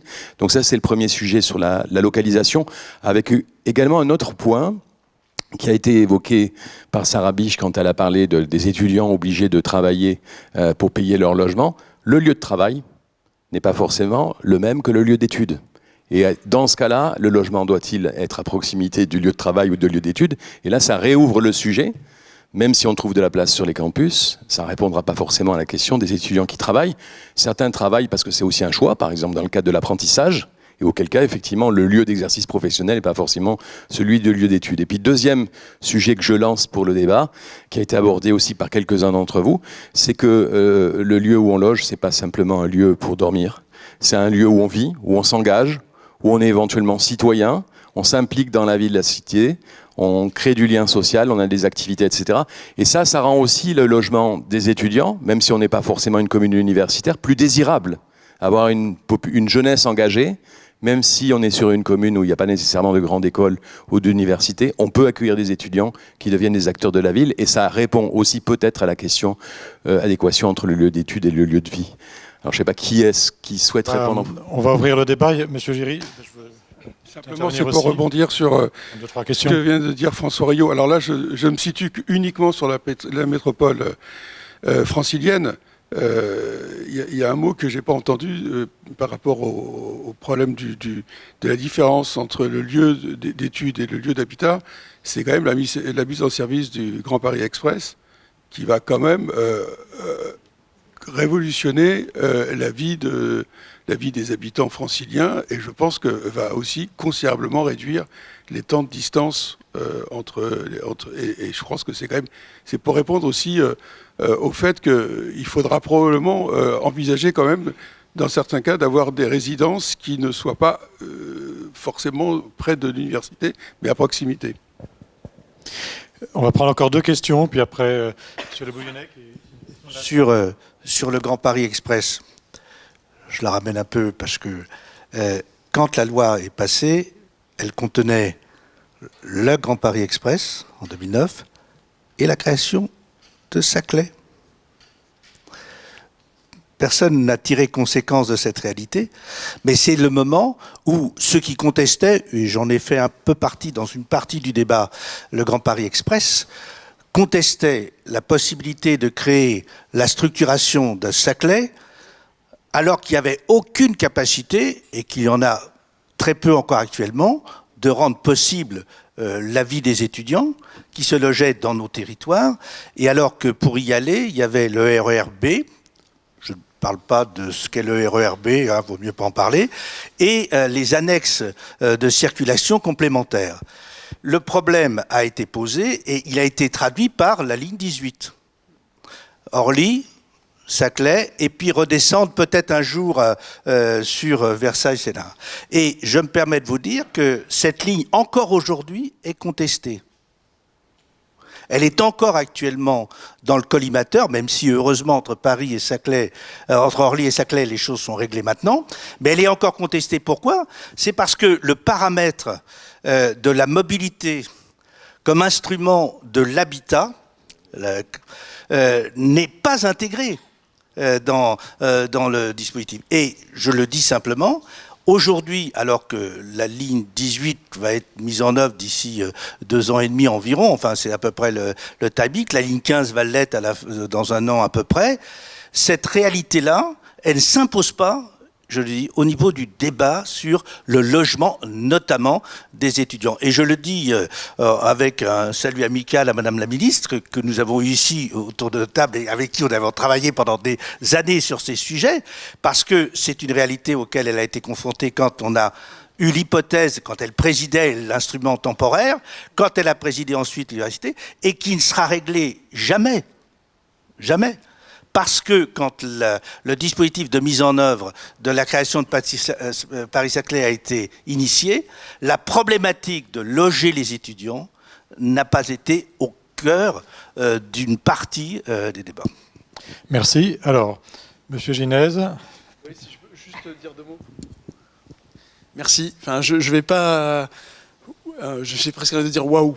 Tout à l'heure, je disais en introduction, le sujet est N complexe. Là, on a tout traité, quoi. Enfin, on a parlé de précarité, à juste titre, de réussite, on a parlé de transport, on a parlé de logement, on a parlé de modèle privé, moi j'entends ce que vous avez dit, monsieur le vice-président, c'est assez... Enfin, c'est à la fois intéressant, mais c'est inquiétant sur la capacité du privé aussi à répondre à l'appel en 2024. Enfin, c'est un sujet économique, enfin... N complexe, le logement étudiant. En fait, on est rentré par le logement étudiant, mais on a débouché sur tout un tas d'autres sujets qui sont hyper connectés, entrelacés, et dont on n'a pas forcément toutes et tous les clés là, mais modestement essayer d'y répondre. Alors, sans vouloir faire la synthèse de tout ça, moi j'ai l'impression qu'il y a un sujet auquel on tourne autour du pot depuis tout à l'heure, et là pour le coup ça sera plus aux universitaires d'y répondre sans doute, en partie en tout cas, c'est l'aménagement du territoire. En vrai, est-ce que l'ESR est un outil d'aménagement du territoire? Enfin, en gros, c'est ça la question. Parce que quand on parle de mixité, quand on dit les étudiants doivent être intégrés dans des lieux de vie, quand on dit, comme François Rio l'a dit tout à l'heure, est-ce que sur le modèle de Sciences Po, on ne peut pas imaginer de desserrer l'étau, par exemple parisien, puisqu'on a parlé tout à l'heure de Paris, la densité parisienne et la pression sur le logement étudiant, et donc du coup ce qui est rare et cher, et ce qui est cher, du coup n'est pas accessible pour les étudiants qui ont des revenus modestes, qui doivent aller chercher des ressources de financement autres, comme l'a dit la vice-présidente, pour pouvoir se loger. Et donc du coup, est-ce que quand on veut desserrer l'étau, ça veut dire qu'on fait des campus universitaires ailleurs, à Poitiers pour Sciences Po, Reims, Menton, Antibes? Est-ce que Paris-Saclay, alors Paris-Saclay est un cas à part, mais est-ce que Panthéon, Assas, Paris 1, qui sont des universités qui sont très recherchées, on les met sur des campus extérieurs? Et c'est ça la question? Est-ce que les élus sont prêts à recevoir des campus universitaires? Est-ce que les universitaires sont prêts à déménager? Enfin voilà, la question, à mon avis, elle se pose aussi en ces termes. Est-ce que l'ESR est un outil d'aménagement du territoire? Merci. Je ne sais pas si Jean-Philippe Dugouin-Clément souhaite à la fois réagir, parce que ça l'interpelle aussi dans sa délégation, et aussi aux autres questions. Il y a sur le chat, je les cite juste 2 autres questions sur lesquelles vous pourrez peut-être aussi réagir. C'est le logement intergénérationnel et la restructuration de bâtiments existants, de bureaux ou autres en logement étudiant. Est-ce que ce sont aussi des leviers? Ça l'est par nature. Alors, en fait, on se rend compte que souvent, quand on parle de logement, et Le logement étudiant, encore une fois, est un segment du logement étudiant, du logement en général, et un des plus critiques, un des plus difficiles. C'était rappelé, vous aviez raison de le faire, c'est que pour les étudiants, souvent, le coût du logement, c'est plus de la moitié des revenus. Et en fait, le facteur logement, qui est le premier poste de dépense obligatoire des Français, est devenu un discriminant social et un facteur d'augmentation des inégalités. C'est-à-dire que le logement qui en moyenne va représenter un tiers des revenus des Français, quand on est sur des étudiants, quand on est sur des classes populaires, le montant, le pourcentage du coût du logement par rapport aux revenus est beaucoup plus important. Et donc, en fait, on est passé d'un secteur qui permettait d'agglomérer, de créer un lien ou un ciment sur quelque chose qui, pour reprendre l'image de Fourquet, contribue à éclater ce pays, à éclater les différentes classes sociales, les différents niveaux sociaux et à renforcer des inégalités de manière majeure. Sur la question du logement intergénérationnel, il y a beaucoup de choses dedans. Est-ce qu'on parle du logement intergénérationnel, résidence intergé telle que au sens de la loi et du logement social? Est-ce qu'on parle de logique de béguinage? Est-ce qu'on parle, ce qui est assez sous-utilisé et qui sur des périodes et des secteurs de tension extrêmement forte pourrait être utilisé, qui est des logiques de colocation ou de location d'une partie d'une maison ou d'un appartement? L'une des difficultés en Île-de-France, comme dans toutes les régions extrêmement tendues, c'est en fait on a une inadéquation du logement par rapport aux compositions familiales. C'est-à-dire que généralement, les parcours de logement étant extrêmement figés, et comme on n'a plus de mobilité sur le logement du fait d'un manque de logements accessibles et de logements sociaux, on a une suroccupation du logement sur les âges jeunes, sur les familles en composition, et à l'inverse, une sous-occupation du logement total quand on arrive sur des personnes retraitées, qui parallèlement voient souvent également leurs revenus diminuer. Donc on pourrait travailler beaucoup plus là-dessus en facilitant les dispositifs, en essayant d'inciter au travers, inciter fiscalement, on peut trouver beaucoup de choses là-dessus, mais ça pourrait effectivement travailler sur la notion d'intergénérationnel, c'est aussi un moyen de créer du lien, d'éviter d'avoir des logiques de solitude, d'isolement, d'exclusion, d'éviter ce que vous disiez tout à l'heure, c'est un moyen de s'émanciper, mais enfin, quand on s'émancipe en partant à 10 km de sa ville d'origine ou dans une autre région, c'est pas non plus la même. Quand on se retrouve, quand on vient de la Haute-Marne et qu'on se retrouve en petite couronne francilienne, il y a quand même des choses qui sont violentes quand on a 17-18 ans. C'est aussi un moyen peut-être de pouvoir accompagner, et c'est quelque chose auquel pour le coup, moi je crois énormément, mais fondamentalement sur la question du logement et du logement étudiant, encore une fois, le logement, c'est ce que j'ai essayé d'écrire dans un bouquin que j'ai sorti au mois de juin. Le logement, c'est constitutif de ce qu'on est. On ne peut pas exister sans logement. Le logement permet de faciliter des réussites, ou c'est pas une théorie de l'excuse, ou au contraire vient complexifier un parcours de vie et une réussite. Et sur ces sujets-là qui sont éminemment complexes, moi je crois vraiment à une pluralité de solutions. Je crois pas à une solution miracle, à une martingale. Je crois à beaucoup de petites touches les unes à côté des autres, et avec vraiment également ce que vous évoquiez et ce qui a été dit tout à l'heure. Moi je pense qu'il faut qu'on arrive à sortir pour le coup de la zone de l'immédiate proximité. Déjà sur les lieux où on va financer, où on va poser du logement étudiant. Déjà parce que le système des Crous fait que des fois on est plus éloigné en théorie quand on est sur le Crous de Créteil et qu'on est dans une fac dépendant de Versailles. Enfin, on peut se poser la question de savoir si on est plus proche qu'on ne l'est ou pas. Et puis c'est la question de la prise en compte des transports. C'était évoqué avec le Grand Paris Express. Alors comme souvent dans ce pays, on prend des décalages entre telle ou telle partie du projet, et sa clé est sortie 10 ans avant le Grand Paris Express, là où il devait y avoir un alignement de planètes. Alors ça va se faire, mais ça va se faire un peu en décalé. C'est pas génial pour ceux qui ont été entre deux, mais ça va se faire. Mais la question de la prise en compte des mobilités, d'accepter parfois pour être mieux logé, pour éviter la question du mal logement, parfois également pour être dans des conditions peut-être plus à taille humaine sur du logement étudiant, de sortir de la barre des 15-20 minutes, je pense que c'est aussi quelque chose sur lequel on peut travailler et surtout où on peut avoir des solutions foncières qu'on n'aura pas forcément en toute petite couronne. Et dernière chose sur les questions sur la transformation. La transformation, c'est toute la trajectoire du zéro artificialisation nette. Alors si je parle là-dessus, ça nous emmène loin. C'est la logique du non-étalement, de la récupération. Le problème de la transformation, c'est que c'est quelque chose qui coûte extrêmement cher. Et qui coûte extrêmement cher parce que dans ce pays, on n'impose pas au moment du permis de construire et de la construction, ça fait aussi partie des choses que je défends dans mon bouquin, on n'impose pas de concevoir la réversibilité du bâtiment. Et selon les process techniques qui sont utilisés au moment de la construction, selon votre hauteur sous plafond, les largeurs de couloir, les écarts par rapport aux issues de secours, selon qu'on travaille en béton plein ou en poteau-poutre, un bâtiment il peut être assez facilement et à peu de coûts réversible, ou il ne l'est quasiment pas en termes de réalité économique. Et la réversibilité, oui, il faut la faire, mais enfin, la réalité, le parc existant, on ne le maîtrise pas. Il faut faire avec ce qu'on a, et on ne peut pas toujours. Mais déjà, si on pouvait se dire collectivement qu'on essaye de travailler sur la réversibilité future pour éviter que dans 10 ans, dans 20 ans, il y ait les mêmes questions et les mêmes non-solutions que celles auxquelles on est confronté aujourd'hui, ça serait pas mal. Et je suis désolé, parce que moi, dans 5 minutes, je m'éclipserai comme deux questions de la salle. Il y a Alain Weber. Oui, donc Alain Weber, je suis adjoint à l'éducation et à l'enseignement supérieur et à la recherche à Villejuif. Donc on est dans une ville de proche couronne, de petite couronne, dans ces villes où justement il y a une densité extrêmement forte et où donc le foncier est une denrée absolument rare. Donc cette compétition sur le foncier, comment la faire profiter au logement des étudiants.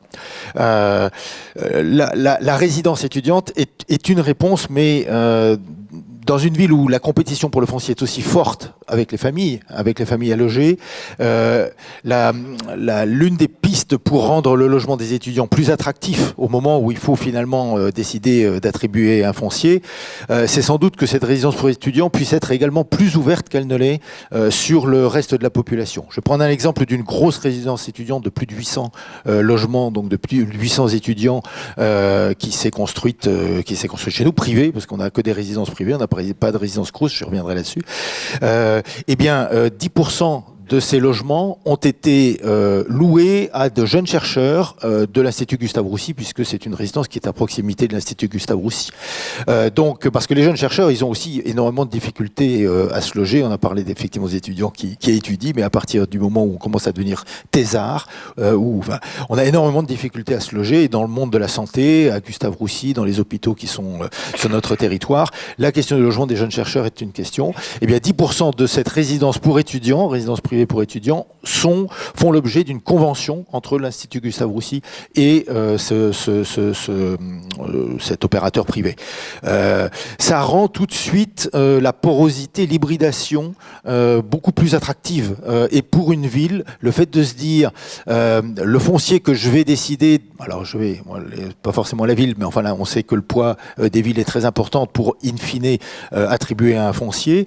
Je vais contribuer à attribuer un foncier qui ne sera pas seulement pour des étudiants, mais qui pourra aussi profiter à d'autres catégories de population. C'est quelque chose d'important. Et on parle du logement, mais on peut parler de ce qui, dans ces résidences privées, est souvent un accessoire de la résidence privée. Je pense en particulier à des salles de sport, toujours cette même résidence de plus de 800 logements. Il y a une belle salle de sport. Nous avons passé, nous, au niveau de la ville, un accord pour que cette salle de sport soit quelques soirs dans la semaine, ouverte aux habitants de la ville. Donc c'est aussi quelque chose qui est de nature à rendre plus attractif du logement étudiant, parce que la résidence étudiante trop refermée sur un campus et trop refermée sur elle-même, à un moment ou à un autre, les collectivités vont se dire oui, mais dans la bataille qu'il y a, finalement, est-ce que c'est vraiment ça que je veux? Donc je crois qu'il faut pouvoir ouvrir le plus possible le logement pour les étudiants. Et dernière chose, puisqu'on parle de résidences pour les étudiants privés, ce sont des résidences qui sont à des niveaux de loyer de redevances, sont des redevances très élevées, des niveaux de redevances très élevés. Beaucoup d'étudiants étrangers d'ailleurs, donc qui peuvent les seuls se payer ce niveau de résidence très élevé. Nous essayons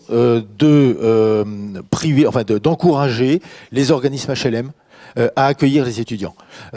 Certains organismes HLM, d'ailleurs, n'ont même pas conscience qu'ils ont la possibilité de passer un bail étudiant, hein, quelque chose qui est légalement possible, mais qui est très peu connu des organismes HLM. Rien que le fait de pouvoir, on a 25 organismes HLM chez nous, hein, 38% de logement social. Donc rien que le fait de pouvoir discuter avec un organisme HLM pour lui dire, vous avez la possibilité légale d'accueillir des étudiants avec un bail étudiant, faites-le parce que sinon, dans les résidences privées, c'est trop cher. Le niveau de la résidence est trop cher et qu'on a besoin de cette intervention des organismes HLM également dans leur parc normal, hein, pas dans leur parc de résidence. Merci. On va prendre une autre question, deux autres questions, puis on refera un point avec la table. Monsieur Hu. Merci beaucoup, Christophe Hu. Moi, je suis responsable du service enseignement supérieur à l'agglomération de Saint-Quentin-Yvelines, donc territoire Paris-Saclay. Je connais très bien la problématique. Petite remarque, je ne pense pas que la ligne Divic va rétablir la problématique du logement, plus le côté connexion, je dirais, de pôles d'enseignement et de pôles d'entreprise. Et aujourd'hui, je pense qu'on a plus une stratégie de pôle d'enseignement supérieur proche des pôles économiques. Si on excentre, si on commence à excentrer les pôles d'enseignement supérieur, on va arriver sur des problématiques de transport.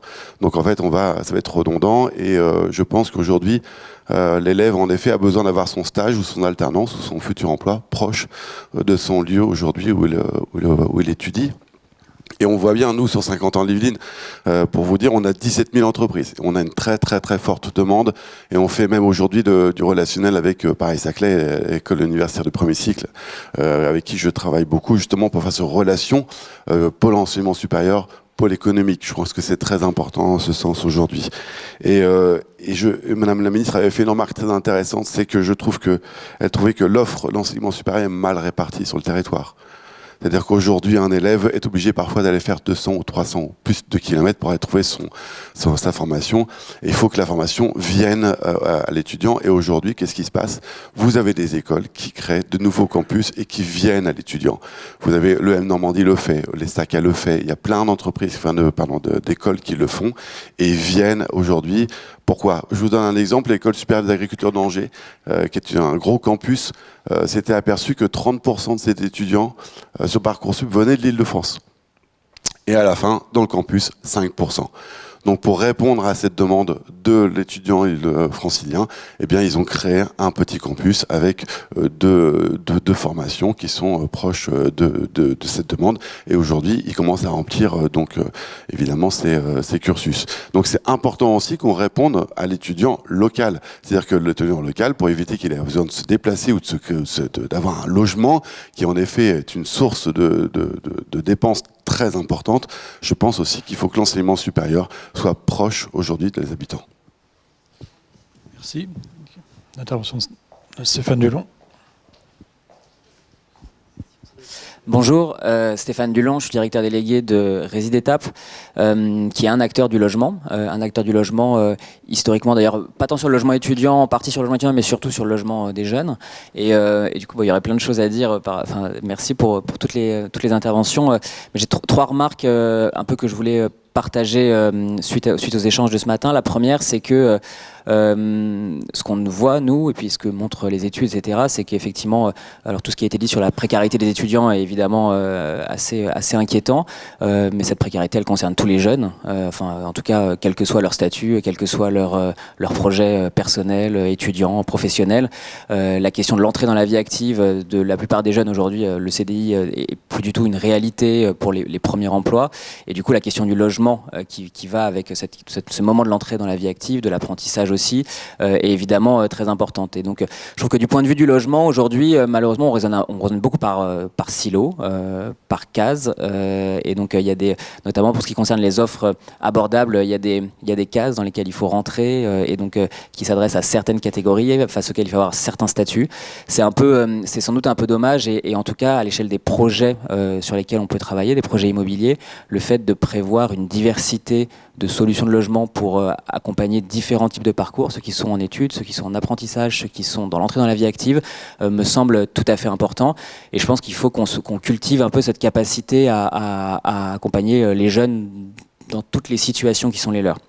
Je donne là-dessus une anecdote, mais nous, on a un projet sur la métropole de Bordeaux, dans laquelle il y a du logement pour étudiants, du logement plutôt pour des actifs, tout ça est du logement abordable. Moi, j'ai des discussions avec des services instructeurs, que je citerai pas, dont je donnerai pas les...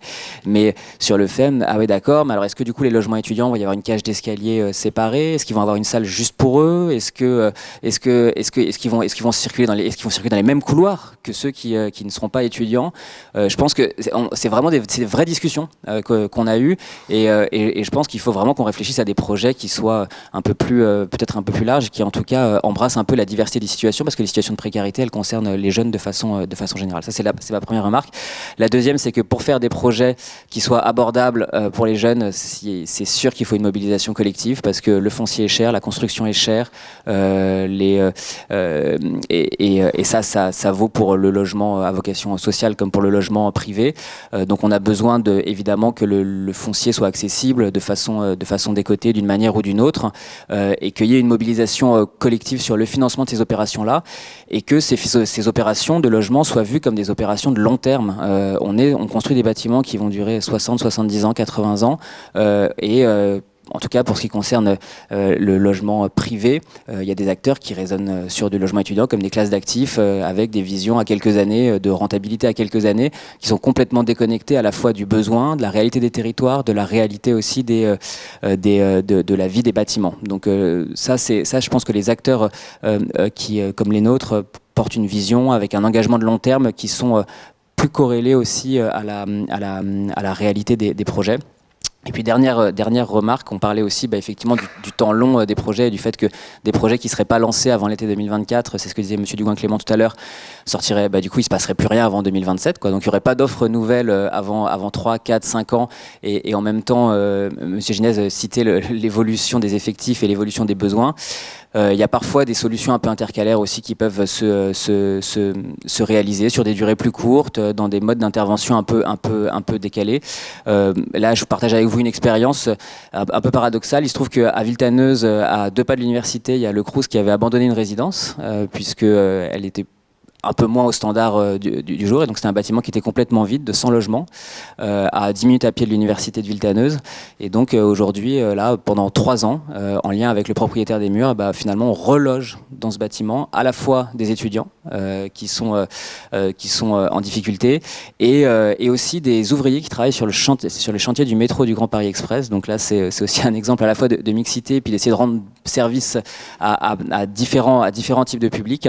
Et si on n'avait pas fait ça là pendant 3 ans, ce bâtiment, il aurait été vide pendant 6 ans, 7 ans, le temps qu'il y ait un projet qui se mette en œuvre.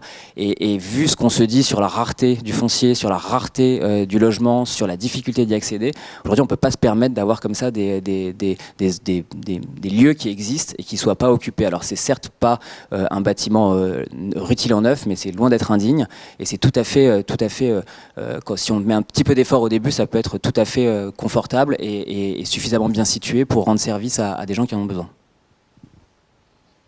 Merci. Peut-être des premières réactions, je sais pas, Sarah Biche ou Olivier Ginez.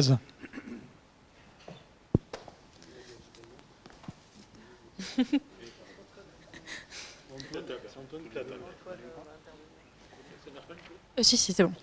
Peut-être très rapidement, ça reprend un peu des choses qui ont été dites un peu avant, mais il y avait la question juste un peu précédemment la répartition des formations sur le territoire, de bouger les campus en fonction de la demande, etc. Sur le principe que des formations aillent sur des villes moyennes parce qu'il y a moins de tensions, etc. Nous, c'est pas quelque chose qu'on voit comme une problématique, mais il y a quand même un point de vigilance, même plusieurs points de vigilance, sur le fait déjà de ne pas avoir sur 2 villes qui sont proches. Il y a le territoire d'Angers qui a été cité, donc je vais aller de ce côté-là, à Angers et à Cholet, une formation qui soit équivalente, qui fasse que des étudiants qui auraient pu aller s'émanciper en étant des cohabitants sur la ville, sur une grande ville à côté, etc., avoir une expérience universitaire différente, restent faire cette formation-là à Cholet par contrainte parce que financièrement pas capable d'avoir un logement, etc., et qu'on brise aussi un peu ce parcours d'émancipation-là. Plus la question de... C'est très bien d'avoir des formations à certains endroits. Moi, je vais prendre mon exemple parce que c'est ce que j'ai vécu. J'ai fait une première année commune aux études de santé à Angers, mais il n'y avait pas de place à Angers. Donc, on nous avait mis dans un amphi au Mans en visio pendant 1 an sans prof. Par exemple, c'est des choses qui se font quand même de plus en plus. Il y a la question de l'accessibilité, du taux d'encadrement concrètement des enseignants-chercheurs qu'on a quand on est dans des formations qui se font délocalisées, entre gros guillemets. Il y a la question de l'accessibilité des services. Déjà, sur une même ville, entre 2 campus, on n'a pas une accessibilité des services qui arrive à être mise en commun pour tous les étudiants. Mais alors, si on parle de villes qui sont différentes, il y a aussi, à ce compte-là, une vraie obligation d'avoir les services culturels, d'avoir des services universitaires pour les activités sportives, d'avoir des services, des bibliothèques, etc. et de garantir un certain service de vie étudiante qui soit le même pour tous les étudiants globalement, et qui permettent de garder aussi tout ce qui se passe concrètement juste sur une université, et même en termes de services du Crous, de restauration. On a encore des sites qui sont des zones blanches de restauration à tarification sociale. Le but, c'est pas d'en créer de nouvelles, surtout quand on sait l'importance qu'a la restauration sociale aussi pour ce public-là. Donc ça demande un aménagement qui est beaucoup plus grand que uniquement la question de mobilité des formations et du logement. Et oui, l'enseignement supérieur, ça peut être du coup un facteur d'aménagement sur tout ça, mais il faut le prendre dans sa globalité.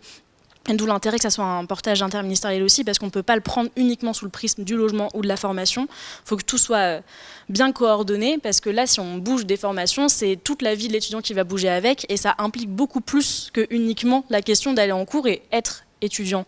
Dans un établissement universitaire, ce n'est pas juste se former, c'est avoir accès à plein de choses qui permettent l'émancipation intellectuelle, et c'est aussi ça qui est important. La finalité première, ce n'est pas uniquement d'avoir accès à une formation. Et ensuite, sur la question des...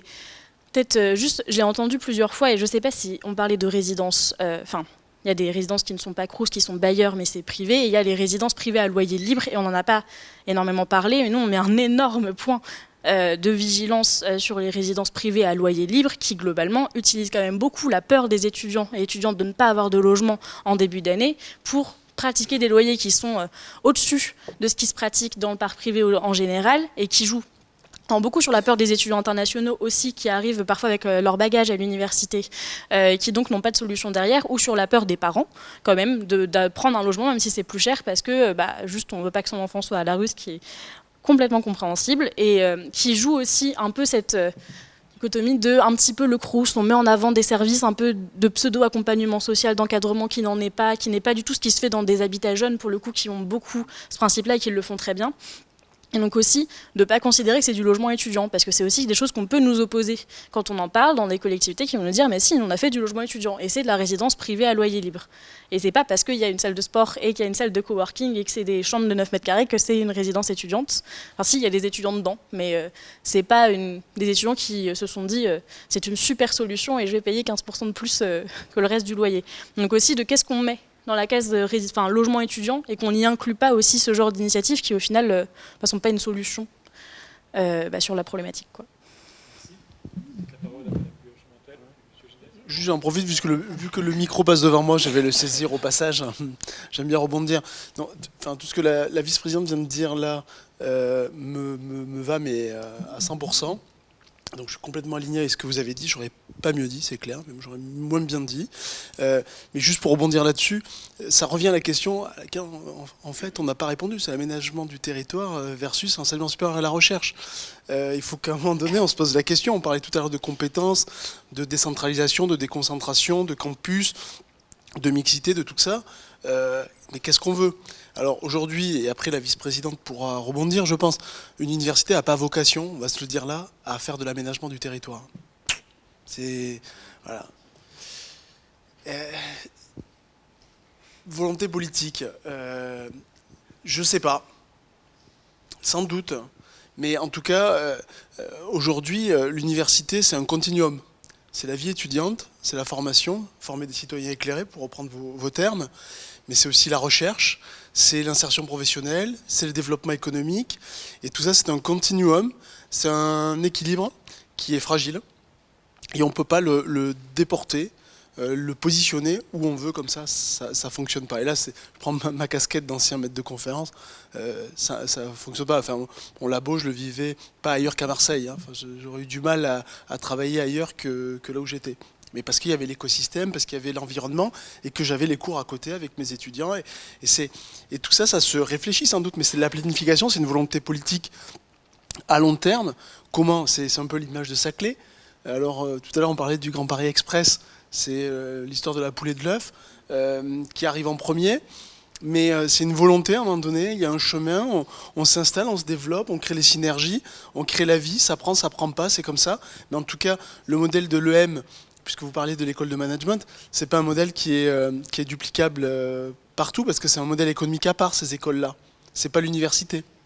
Eux, ils ont comme d'autres, pour le coup, quand je parlais d'autonomie tout à l'heure, ces établissements ont une autonomie encore plus exacerbée que ne l'ont les universités.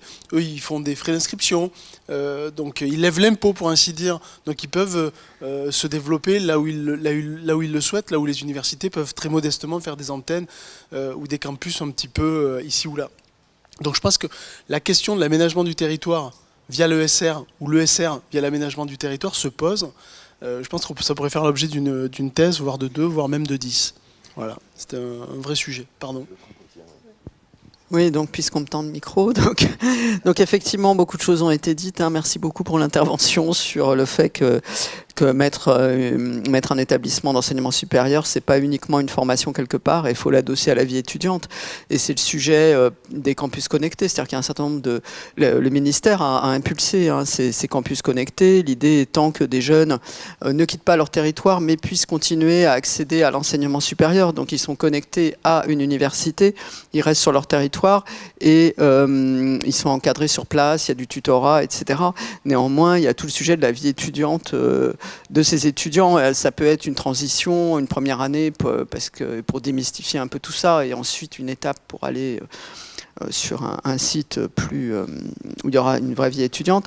Et donc, c'est vrai que l'Université Paris-Saclay, on est sur, je ne sais plus combien, 35 sites. Hein, donc, il y a ce sujet, cette préoccupation de l'égalité des étudiants vis-à-vis de la vie étudiante, vis-à-vis de la santé, vis-à-vis du sport, vis-à-vis de la culture. Et c'est vrai que nous, c'est une grosse préoccupation chez nous. Et on a bien conscience que les étudiants qui sont sur le plateau, qui ont accès, à chaque fois je le dis, au plus grand complexe omnisport universitaires de France, voire d'Europe, sont tout à fait privilégiés par rapport à des étudiants peut-être sur Sceaux ou sur Bicêtre ou Cachan, où ils n'auront pas accès à ces infrastructures sportives. Et nous, notre préoccupation, c'est avec la CEVEC de renforcer les installations sur place, de donner accès aussi à la santé, aussi à nos étudiants en sciences infirmières, hein, qui peuvent être sur Longjumeau, qui peuvent être sur Étampes, voilà.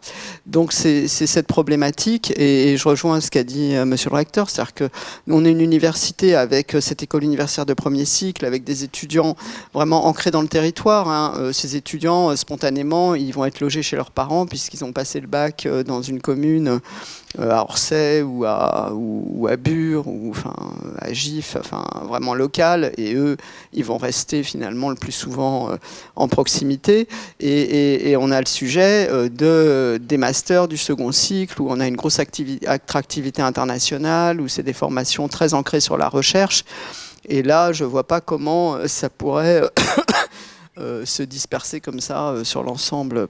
Et il y a aussi au niveau de l'enseignement supérieur des disciplines rares.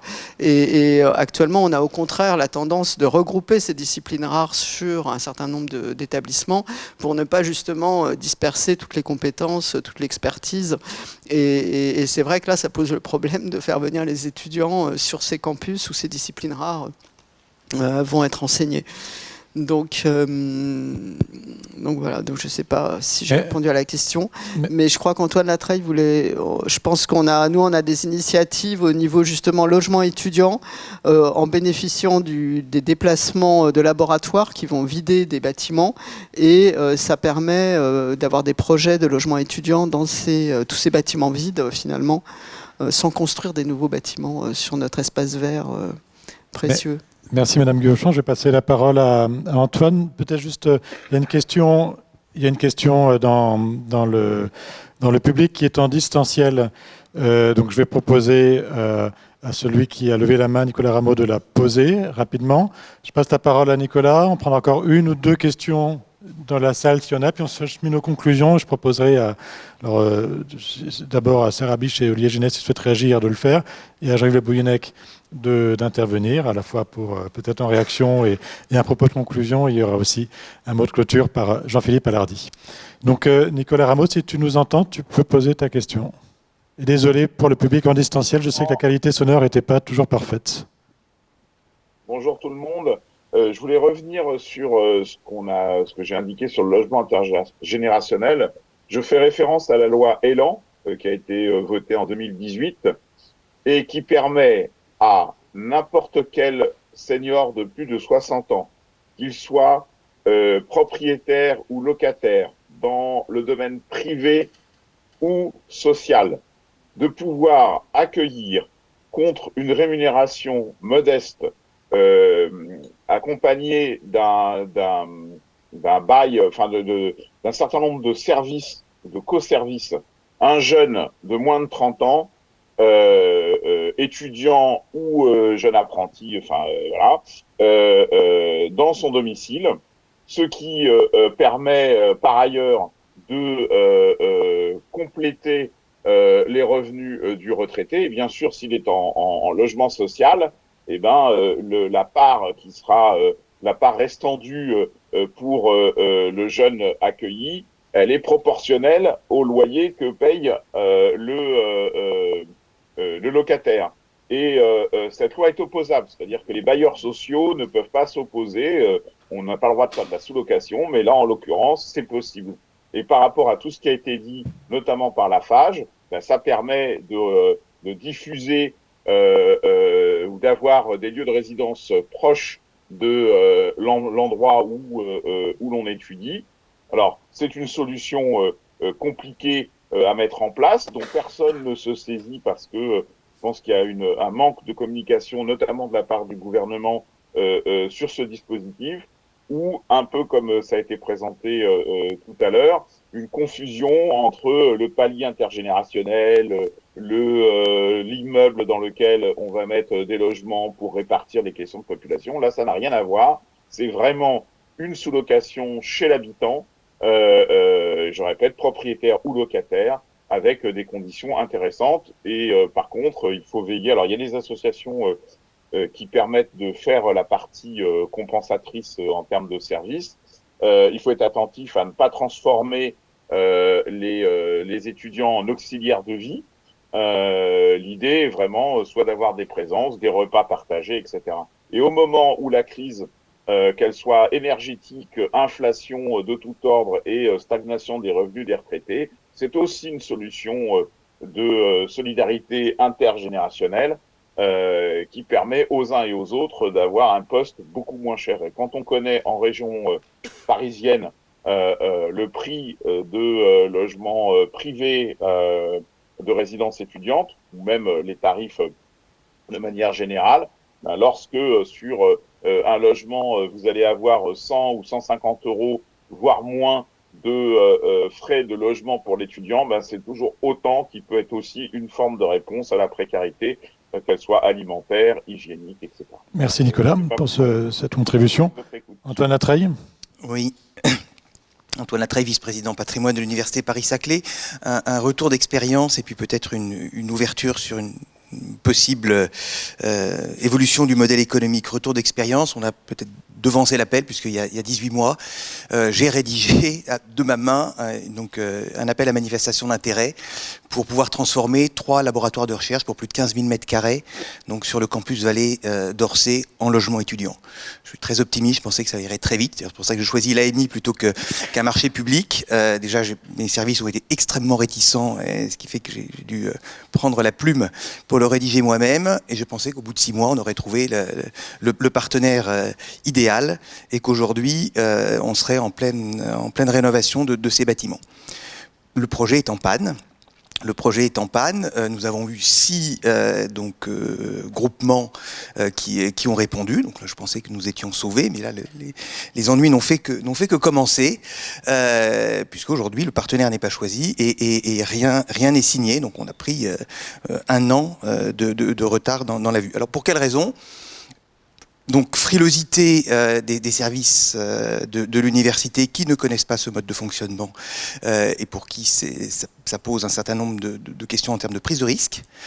La question du revenu et de la redevance, parce que derrière ça nécessite de faire une AOT avec transfert de droit réel, et ça c'est pareil, on ne sait pas très bien maîtriser, et derrière la DIE, on a évoqué tout à l'heure des questions, n'est pas forcément toujours très aidante.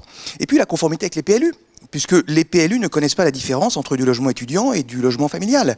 Donc, comment voulez-vous, sur des bâtiments, sur des chambres étudiantes, faire maximum 20% de logements mono-orientés au nord? C'est impossible. Il faut faire des T4. Voilà. Les nouvelles, on était en cours de négociation, ça avançait bien. Mai dernier, nouvelle réglementation sur les vélos. 1,50 m² de surface pour stocker des vélos, donc protégés et sécurisés. Je dis, ben, on va les faire à l'extérieur. Déjà, évidemment, le modèle économique change, parce qu'il faut quand même créer donc une offre de services obligatoire supplémentaire. On fait un projet pour les mettre à l'extérieur. Là, j'ai l'ABF qui me dit, ah, ben non, vous allez artificialiser les sols. Il n'est pas question de mettre vos garages à vélo à l'extérieur. Donc, je reviens voir mes candidats et je leur dis, bah, c'est pas grave, vous allez avoir 700 m² de surface de logement qui vont disparaître pour être transformés en garages à vélo. Et puis je dis, bon, ok, on va avoir des garages à vélo, mais peut-être que la contrainte liée à une place de parking de stationnement pour les voitures sur 3 logements étudiants, elle disparaît, parce qu'un étudiant qui a un vélo, il n'a plus besoin de voiture. Eh bien non, ça se cumule avec l'obligation d'avoir une place de stationnement voiture pour 3 logements étudiants. Voilà. Et donc là, je vais m'arrêter là, mais aujourd'hui, je pense que si tout va bien, on sera susceptible de signer l'AOT au mois de juin, et on aura pris 18 mois à 2 ans de retard avant la phase de travaux. Voilà. Après ce retour d'expérience, la question a été posée de la réversibilité tout à l'heure. Et alors il y a la réversibilité, on a de la chance, on a du pot-au-poutre, donc on a des bâtiments qui se prêtent assez bien à la transformation, c'est un hasard. Mais il y a aussi la réversibilité dans le temps, puisqu'on s'aperçoit que finalement les calendriers des enseignements, la temporalité d'une année étudiante et même la temporalité de la formation est extrêmement réduite. Et nous, on a un grand sujet, qui est le sujet du taux d'occupation qui se pose pour nos locaux d'enseignement, mais aussi pour les logements. On s'aperçoit que les étudiants, on travaille sur 34-35 semaines par an. Les étudiants, de plus en plus, sont mobiles. Ils vont partir en stage, donc s'éloigner, quitter plusieurs mois le logement ou y revenir. Ils vont partir en mobilité à l'étranger. Donc on a les très très grosses tensions qui sont sur le début de l'année en général, et ça se dessert au mois de janvier. Et puis les périodes d'été, qu'est-ce qui se passe? Dans le modèle économique, les bailleurs vont obliger les étudiants à donc payer des loyers pour des logements qui sont inoccupés. Et là, je me pose la question de savoir si on ne pourrait pas, surtout en Île-de-France, où on a aussi besoin, il y a aussi une tension forte sur l'immobilier de loisirs, et pour preuve en est aujourd'hui toutes les discussions sur Airbnb, eh bien pourquoi on ne fait pas du Airbnb dans nos logements étudiants? Ça permettrait évidemment d'améliorer la rentabilité du modèle économique en utilisant des chambres qui, une partie de l'année, sont vides. Et ça, c'est normal, parce que c'est lié à la rotation et au cycle d'études qui donc devient de plus en plus morcelé. Voilà.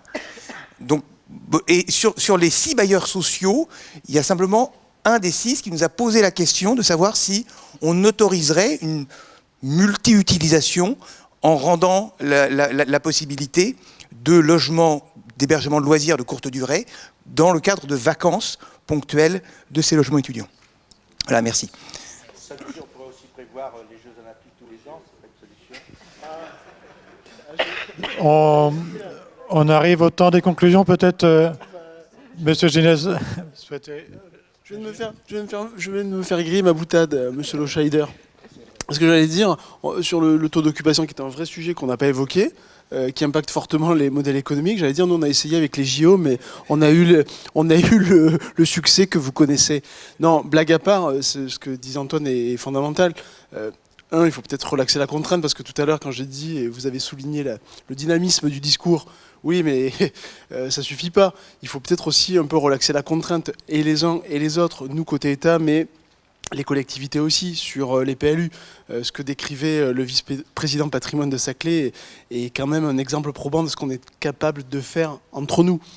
Donc il faut qu'on arrive à relâcher le truc. Et donc si on veut un plan, alors c'est pas le plan Manhattan de la transition écologique comme certains l'appellent du côté de Saclay d'ailleurs, pour se mobiliser pour la transition écologique. Non, c'est pas le plan Manhattan pour la transition, c'est pas le plan Manhattan pour l'immobilier, c'est juste le plan du bon sens, en fait, en faisant feu de tout bois.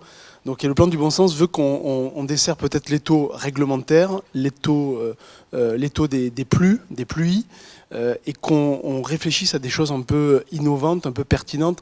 Ce que vient de dire Antoine sur l'occupation, ça fait partie des sujets sur lesquels on doit travailler. Comment optimiser les modèles économiques des logements étudiants? Alors ça se fait déjà. Moi j'ai été mobilisé l'an dernier sur, alors c'est pas Saclay, alors, madame la vice-présidente, désolé, Saclay c'est sympa, il y a la forêt, il y a l'Yvette, c'est sympa. C'est plus facile de le faire à Menton, alors c'est peut-être pour ça qu'il y a un campus de Sciences Po à Menton et à Antibes. Au Crous d'Antibes, c'est plus facile de mobiliser pour faire de la location saisonnière les logements à la période estivale et rentabiliser un peu le taux d'occupation. Il faut peut-être qu'on soit un peu plus souple et agile pour trouver des solutions pour que dans Paris et ailleurs, même à Créteil, à Versailles, on puisse loger temporairement et redonner un petit peu d'oxygène au Crous. Là, je parle pour ma paroisse et pour le réseau des œuvres qui fait un travail exceptionnel, on ne le souligne pas suffisamment. Donc ce sujet du taux d'occupation, c'est vraiment à intégrer dans les copies construction. Vous parliez tout à l'heure des projets à 60-80 années, c'est clair, mais ça ne peut vivre que si on arrive à avoir un modèle économique tenable, où le privé trouve son compte, où le public aussi. Et donc moi, j'ai envie de te dire, je caresse le doux espoir, après les échanges qu'on a eus ce matin pour les rencontres de Sceaux, qu'on va réussir à relever le défi. On fera peut-être pas 35 000 en 2024.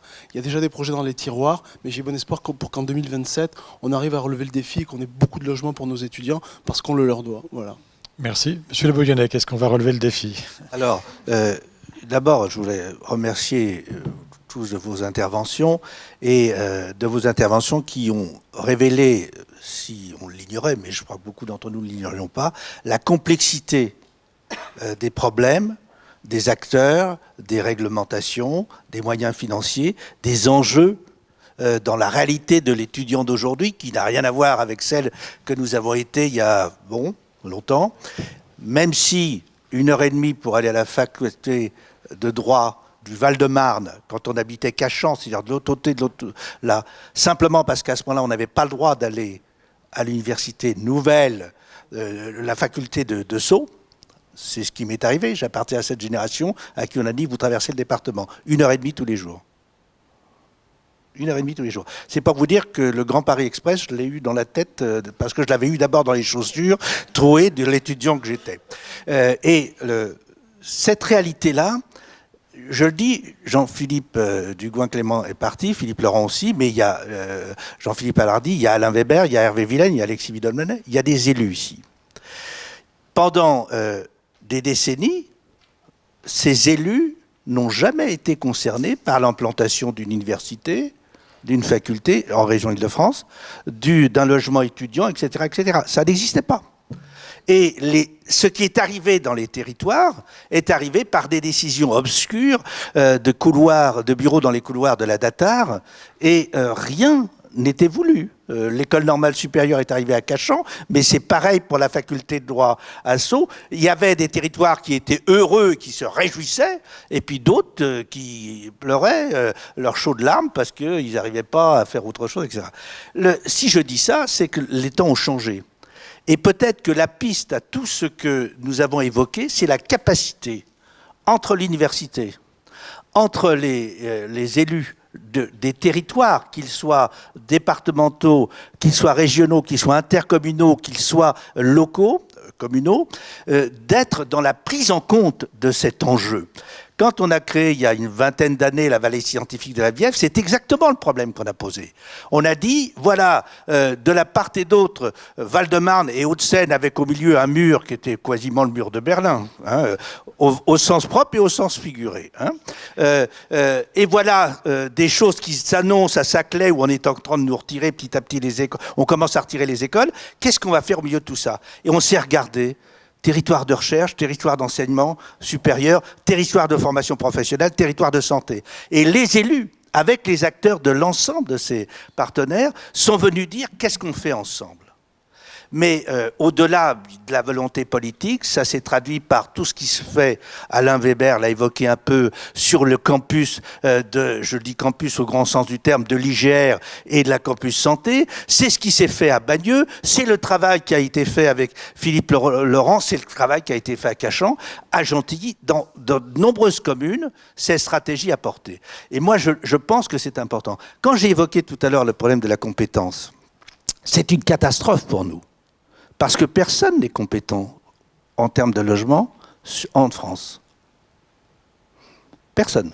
L'État est simplement responsable du droit au logement, qui a été introduit à coups de bottes par Jean-Louis Borloo pour essayer malgré tout de rappeler les choses. Je le dis. Et quand la loi Raffarin a été promue, elle a créé, ça a été rappelé par le collègue vice-président, elle a évoqué la compétence si elle le voulait. C'est pour ça que dans des régions, d'ailleurs, il y a des régions qui ont pris des compétences, des intercommunalités, des choses comme ça. C'est la faculté. Sa faculté, toutes les régions sont entrées dans ce débat, mais ils le sont rentrés à leur manière, selon leur volonté, parfois leur choix politique. Tous les choix politiques sont respectables. Et c'est ce qui a fait qu'il y a en Île-de-France des stratégies étudiants qui ne sont sur le logement étudiant qui ne sont pas ceux qu'on retrouve dans d'autres territoires. Autre point que je voulais insister, quand le débat a été amorcé, dans le collimateur, je le dis parce qu'il faut le dire. J'ai écrit un petit bouquin qui s'appelait le logement, le bien premier. Le bien premier.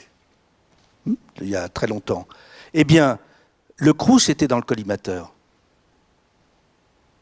Quand la loi a été faite, on avait dans le Crous dans le collimateur. La volonté, j'y ai participé, j'étais parlementaire, et j'ai essayé de combattre ça. La volonté, c'était de supprimer cet instrument-là, notamment l'Île-de-France. Il faut dire que l'état du Crous était, à cette période, extrêmement difficile, extrêmement complexe. Les choses ont changé, la région s'est investie, on a vu des choses se faire. Mais on était dans le communautaire. Et on a d'ailleurs ouvert un champ pendant plusieurs années, d'acteurs économiques privés qui sont venus visiter le logement étudiant. On a vu dans nos territoires comme à Cachan, comme dans beaucoup de communes, à Sceaux, des acteurs privés venir. Jusqu'au moment où l'exercice de la promotion immobilière, du revenu du promoteur et du propriétaire foncier est incompatible avec la capacité des étudiants, avec dans un premier temps un État qui est venu tenter de compenser cette différentiel, avant bien entendu être dans l'incapacité de le faire ou dans l'absence de volonté de le faire, et qui fait qu'aujourd'hui les acteurs privés en matière de logement, faut aller dans des stratégies très dédiées. On a parlé de Résidétable tout à l'heure, il y a une multitude d'organismes mais qui sont privés que dans la volonté d'être acteurs en dehors des carcans administratifs dans un secteur qui le demande. Alors, multitude de problèmes, et on vous remercie vraiment de les avoir présentés. Il y a un enjeu pour moi que traduit notamment ces entretiens de Sceaux, c'est qu'il ne peut pas y avoir de solution parce qu'il n'y a que des silos, parce qu'il n'y a que des cases, parce qu'il n'y a que des enveloppes, parce qu'il y a que l'ABF avec le PLU qui relève de l'intercommunalité de la plupart des territoires. Il faut brasser, il faut mettre les gens autour de la table et sortir de ce carcan qui est dans notre beau pays de France, un véritable obstacle à toutes les stratégies. Il faut sortir de ce carcan pour trouver des solutions. Il y a une commune, et je termine par là, en province, c'est Rennes. Rennes a été, pendant des décennies, très originale. C'est la métropole régionale qui avait initié avant tout le monde, et sous une forme informelle, les enjeux du logement à partir de Rennes et tout ce qui l'entoure. Et pendant des années, on peut même dire des décennies, et avant tout le monde, Rennes a développé une stratégie de débat avec les autres communes. Ce qui fait que, y compris l'implantation des établissements universitaires, cette implantation s'est faite avec les autres communes qui appelaient, qui demandaient de concourir au développement de la métropole rennaise et qui, dans le même temps, absorbaient la difficulté, bien entendu, de logement, de dépérissement des communes, de déserts de bourgs. Ça s'est accompagné, et c'est pour ça que le métro de Rennes sort de la limite métropolitaine, d'un métro qui allait pour un peu plus loin, à Saint-Jacques, etc. Je parle de cela parce que dans la période où j'assumais des responsabilités, c'était un exemple pour nous. C'était un exemple. Aujourd'hui, la limite à l'exercice, c'est l'étalement urbain. Je le dis parce que on a à un moment donné des retours sur stratégie. Mais sur le fond, ils ont pratiqué ce sur quoi je voulais insister, c'est le partenariat. Alors nous, on se réjouit dans nos territoires du partenariat avec l'université. On y travaille, on y siège même, ès-qualité, fût-ce modestement, et on est dans une stratégie où il y a une volonté de mettre en commun les compétences, l'exercice des compétences, pour surmonter les difficultés, les CIO, les cases, etc. La situation des étudiants en termes de logement est catastrophique, et c'est pour ça que je suis intervenu tout au début. Il y a une crise du logement sans précédent. Et une crise du logement, il faut 30 ans pour revenir à la case. 500 000 logements il y a 15 ans ou 20 ans, quand je siégeais à l'Assemblée nationale, 500 à 600 000, c'était le chiffre qu'on avait, de mal logés. 1 500 000. Aujourd'hui, les chiffres qui ont été donnés tout à l'heure par l'un et l'autre. 1 500 000. J'ai été stupéfait d'ailleurs, j'avais même pas tout à fait ce paramètre. Je pensais qu'on avait dépassé le million. 1 500 000. Et si on construit 30 000 logements PLAI sociaux par an, je peux vous dire que c'est pas 30 ans qu'il faudra. Alors on va quand même pas demander à l'abbé Pierre de revenir nous voir. Et personne n'est capable de surmonter si on n'est pas dans cette approche. Donc, il y a, à mon avis, et je le redis parce que c'est un combat qu'il faut que la FAGE mène aussi, un débat avec les élus des territoires, pour qu'ils combattent. Dans nos territoires, il y a des élus qui n'ont pas voulu faire le boulot, hein, qui ont dit non, moi je veux des propriétaires fonciers, taxes foncières, taxes d'habitation, je veux des acteurs économiques, redevances économiques, etc. Il y en a qui ont fait ce choix-là. Mais il y en a beaucoup qui ont compris que la présence d'étudiants et la présence d'enseignants, c'était une richesse hors du commun. C'est partie de ces villes, Cachan, Sceaux, Villejuif. Dans ce territoire, on a pratiquement tous partagé cette idée. La richesse, c'est la présence des étudiants et des enseignants. Il faut donc que, au-delà de la nécessité de convaincre l'État de cette réalité humaine, sociologique, sociétale, il y a une nécessité que ceux qui sont acteurs de ces territoires, dans ces diversités de situations, agissent. Je pense que vous avez un peu traduit en exprimant toutes les difficultés, vous avez fait apparaître l'hypothèse de la solution tous autour de la table. C'est mon sentiment, et c'est un beau message de la vallée scientifique de la Bièvre. Hein.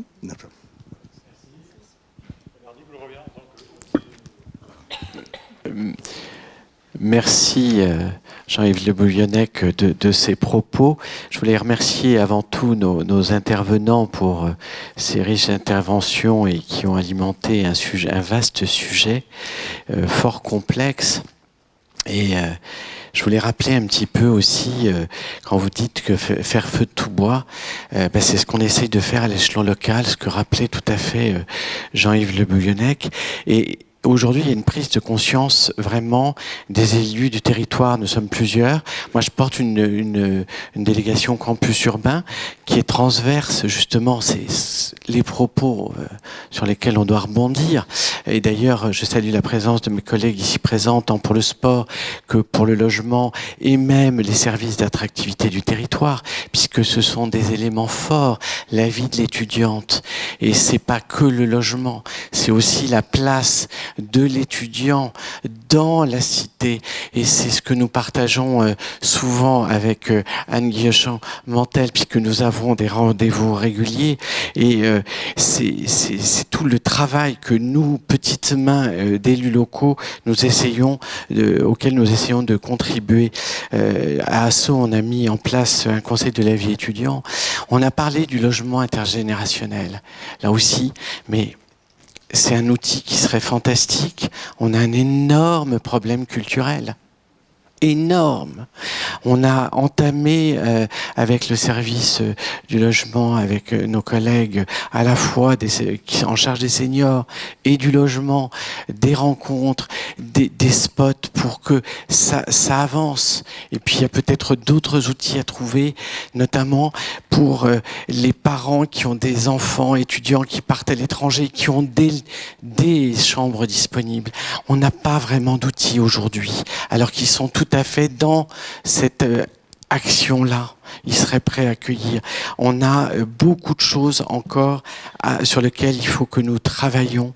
Ça induit aussi le logement étudiant, mais pas que. Les jeunes chercheurs, les professeurs étrangers qui viennent en résidence, qu'on ne sait pas accueillir. Et aussi les professeurs qui ont aussi des problèmes de mal logement. Donc on rebondit sur le problème des PLU, PLUI et nos outils. C'est exactement le sujet. Nous allons travailler, François Riot le rappelait, sur un OTLE de la région. Ça va se mettre en place, mais il faut encore qu'on ait les bons outils. Alors Asso, modestement, je vais rebondir sur vos propos de PLU. On n'a pas de problème de place de parking pour les logements étudiants et tous les petits logements sur le territoire, et on essaye de garder ça dans le cadre du PLU. Voilà, je voulais vous remercier. Enfin, c'est un vaste débat, c'est passionnant, et je pense que tous les élus qui sont là sont prêts à entamer le combat ensemble. Voilà, bonne journée.